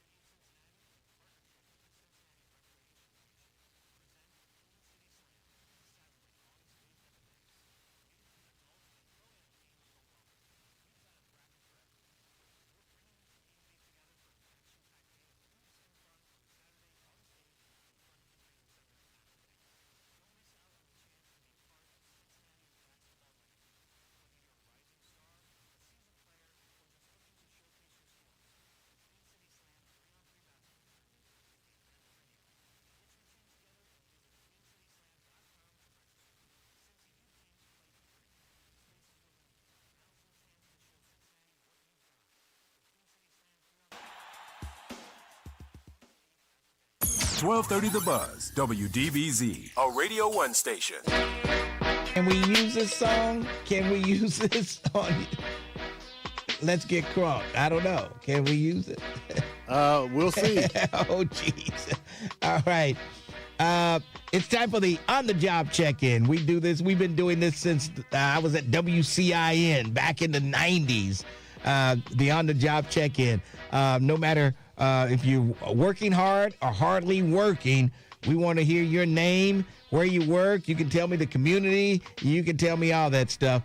The phone number is 513-749-1230. Go ahead, caller. How you doing?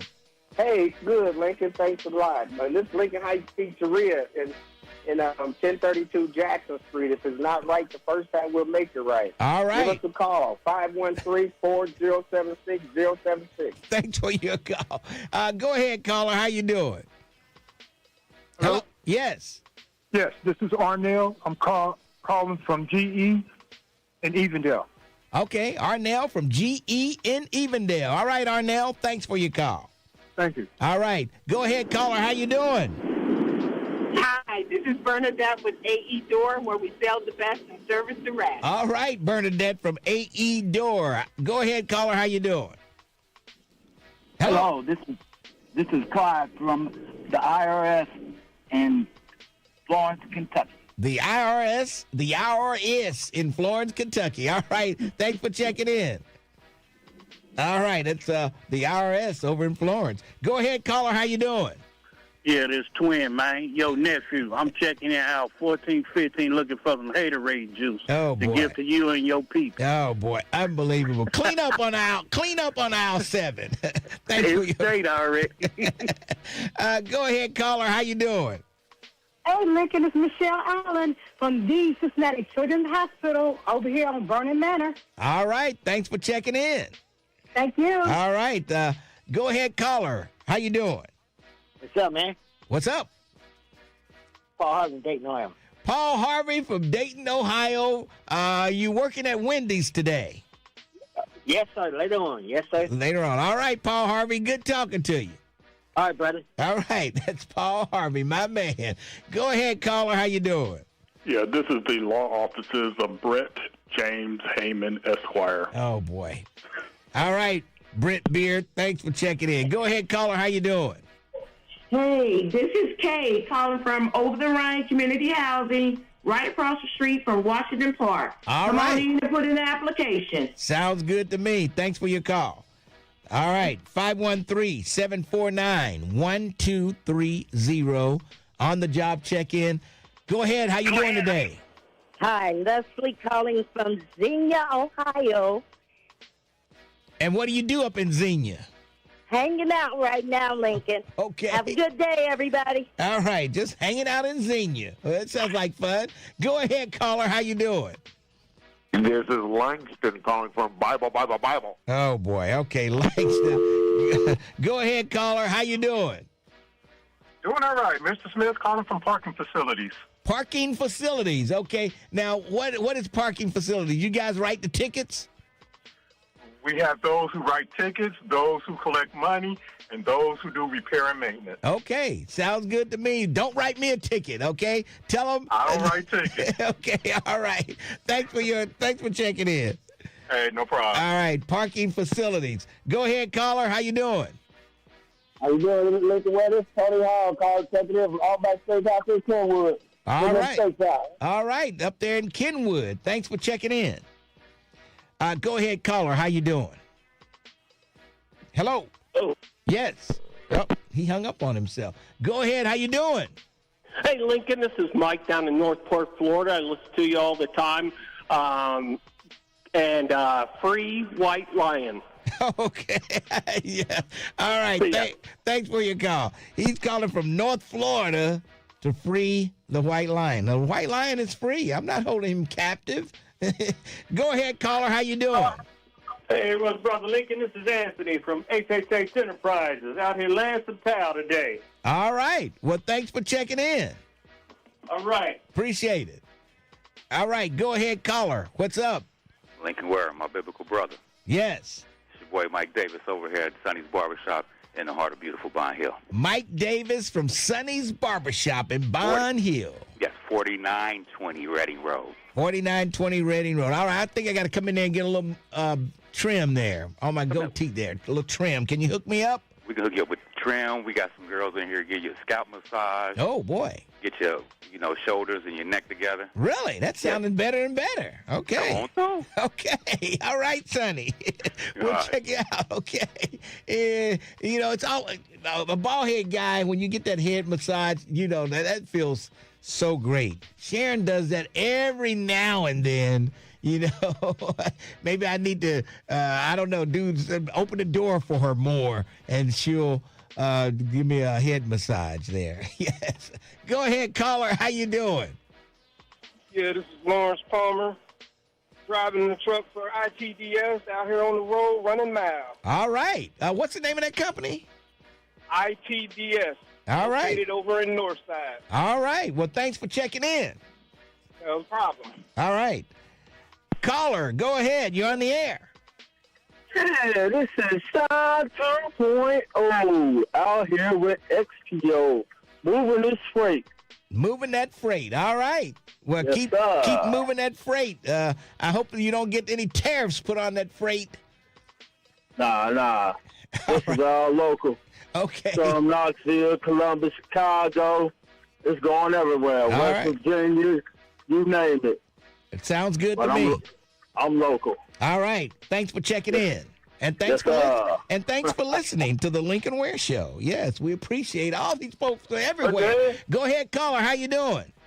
All right. This is Frank Clark calling from the Living Room Lounge at Walnut Hills. Oh, I know somebody that works over there at the Living Room Lounge. Oh, I knew too. I met her last weekend down there. Okay. That little young lady. Okay. Yeah. All right. Yeah. All right. Come on down and have one with us one time, Lincoln. I might Ask do your that. brother Eric Clark. All right. He'll hook you up. All right. I'm coming to the living room You know who works over there. I'll tell you after the show. Okay. All right. 513-749-1230.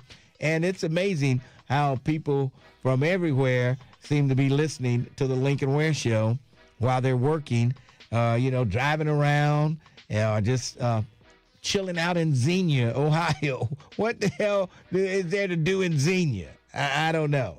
All right, tomorrow we'll have Kevin Aldridge coming in here for me tomorrow. So take care of Kevin Aldridge, and he'll be in from 10 till 1, filling in for me. And I'm sure he'll have a whole lot going on. So once a Lincoln, you need to bring back the at the job check-in. Well, I brought what did I just do? I brought it back. I forget to do it every week. I don't know if we need to do it every week, but we do it every now and then, just to check in with all the people who listen from around the nation to the Lincoln Ware Show. Yeah. Did anyone on YouTube check in where they're working at? I don't know if they did or not. I'm not. They need to call in. The folks from YouTube, they get their keyboard. I don't know what you call them. Terrorists. I know they're keyboard terrorists. That's for sure. That's without a doubt. But they like to say everything on the keyboard, but not on the phone. Yes. Me, I like to talk to people. I'm not a texting type person. I will call you before I text you. Yes. Yeah, I will call before I text. You better believe it. Even Paul Harvey. Yeah, I have to give props to Paul Harvey. He's from YouTube. He called in. Yes. He took time out from dropping those French fries down over at Wendy's to call in and check in with us. So we appreciate that, Paul Harvey. Yes. All right. That's pretty much going to wrap it up for me until I'll be back. Don't forget, check me out on the square. Well, check me out on the stage. I'll be down there Saturday night, Friday night, and Saturday night. I'll even be on the stage tonight down at Paycor for the hip-hop thing tonight. But check me out Sunday down on Fountain Square at 3 o'clock, and then Glenn Jones at 4 o'clock. Me, Baby Rome, will be playing the music. And if you have a request, come on down there and we'll get your request. Bill. Yes. All right. So that'll do it for me. Kevin Aldridge tomorrow. And I'll see you on Monday morning right here on 1230 The Buzz.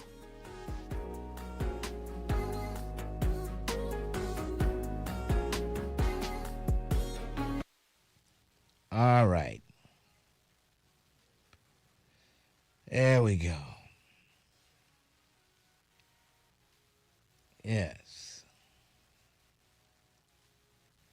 So if Kevin doing double duty tomorrow, Lincoln Ware Show and Hot Mic, I'm not sure. I don't know. He might. I think he could sit right here and do the Hot Mic, I think. Couldn't he? I don't know. I guess he could.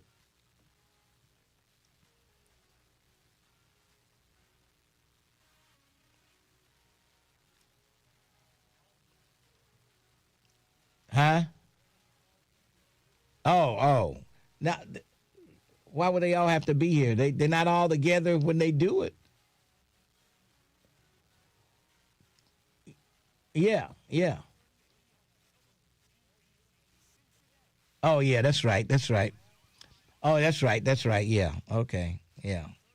So maybe he'll skip a day, or they'll have to wait till he gets home to join in. I don't know.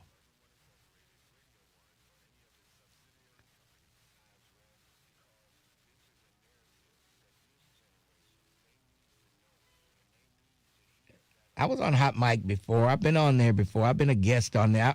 Back when, is Phil Heimlich still on there? I was on there with Phil Heimlich when he was calling in, when he was a guest on there. But I got to get back on there. Nathan keeps telling me to get on there. But after I do 3 hours here, And I'm sure Kevin Aldridge is not going to feel like going to Hot Mic after he leaves here tomorrow. I'm telling you, this show drains you. I'm telling you, it really drains the energy out of you. Somebody might not think, you think just sitting here talking, but it is draining, I'm telling you. Somebody wants to know the office number, 513-679-6000. The Betting Public Sports Show. Trying to buy some ad time and wants to know the office number, 513-679-6000. And leave your message for Dan. And he'll take care of you. Yes. Lennis just called in for the at-work check. For the check-in. What is he listening on? We must have a big delay wherever he's listening. I don't know. What kind of delay is that? I don't know. It's a big delay, I tell you. Unbelievable. Unbelievable. Yes.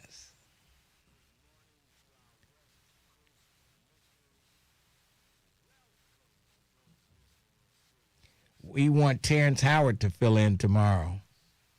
No, you don't. There's nobody to run the board. Who's going to run the board? Right.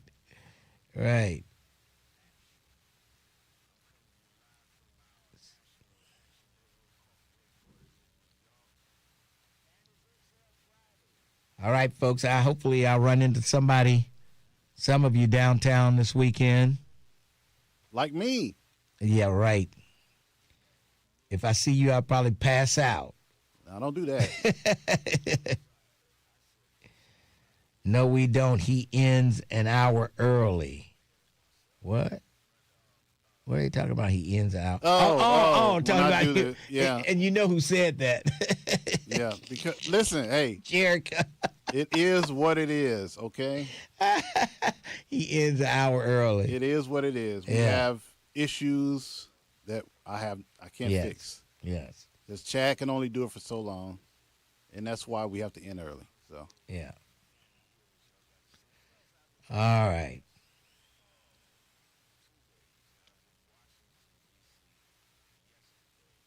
Lincoln, you'll be able to enjoy a breakfast at home tomorrow in peace. You're right. All right. I will have to move over from the camera and eat real fast. Yeah.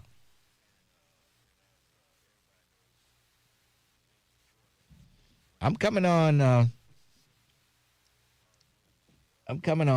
Trust me. Nathan, I'm coming.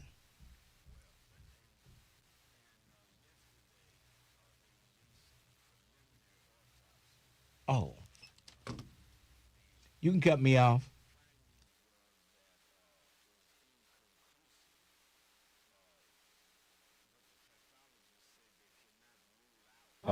Could not determine Nolan Wells's cause or manner of death because the body had significantly decomposed and had already undergone an initial autopsy. So part of what I discussed with the family and Attorney Crump on Monday after the funeral is that the question is whether we should be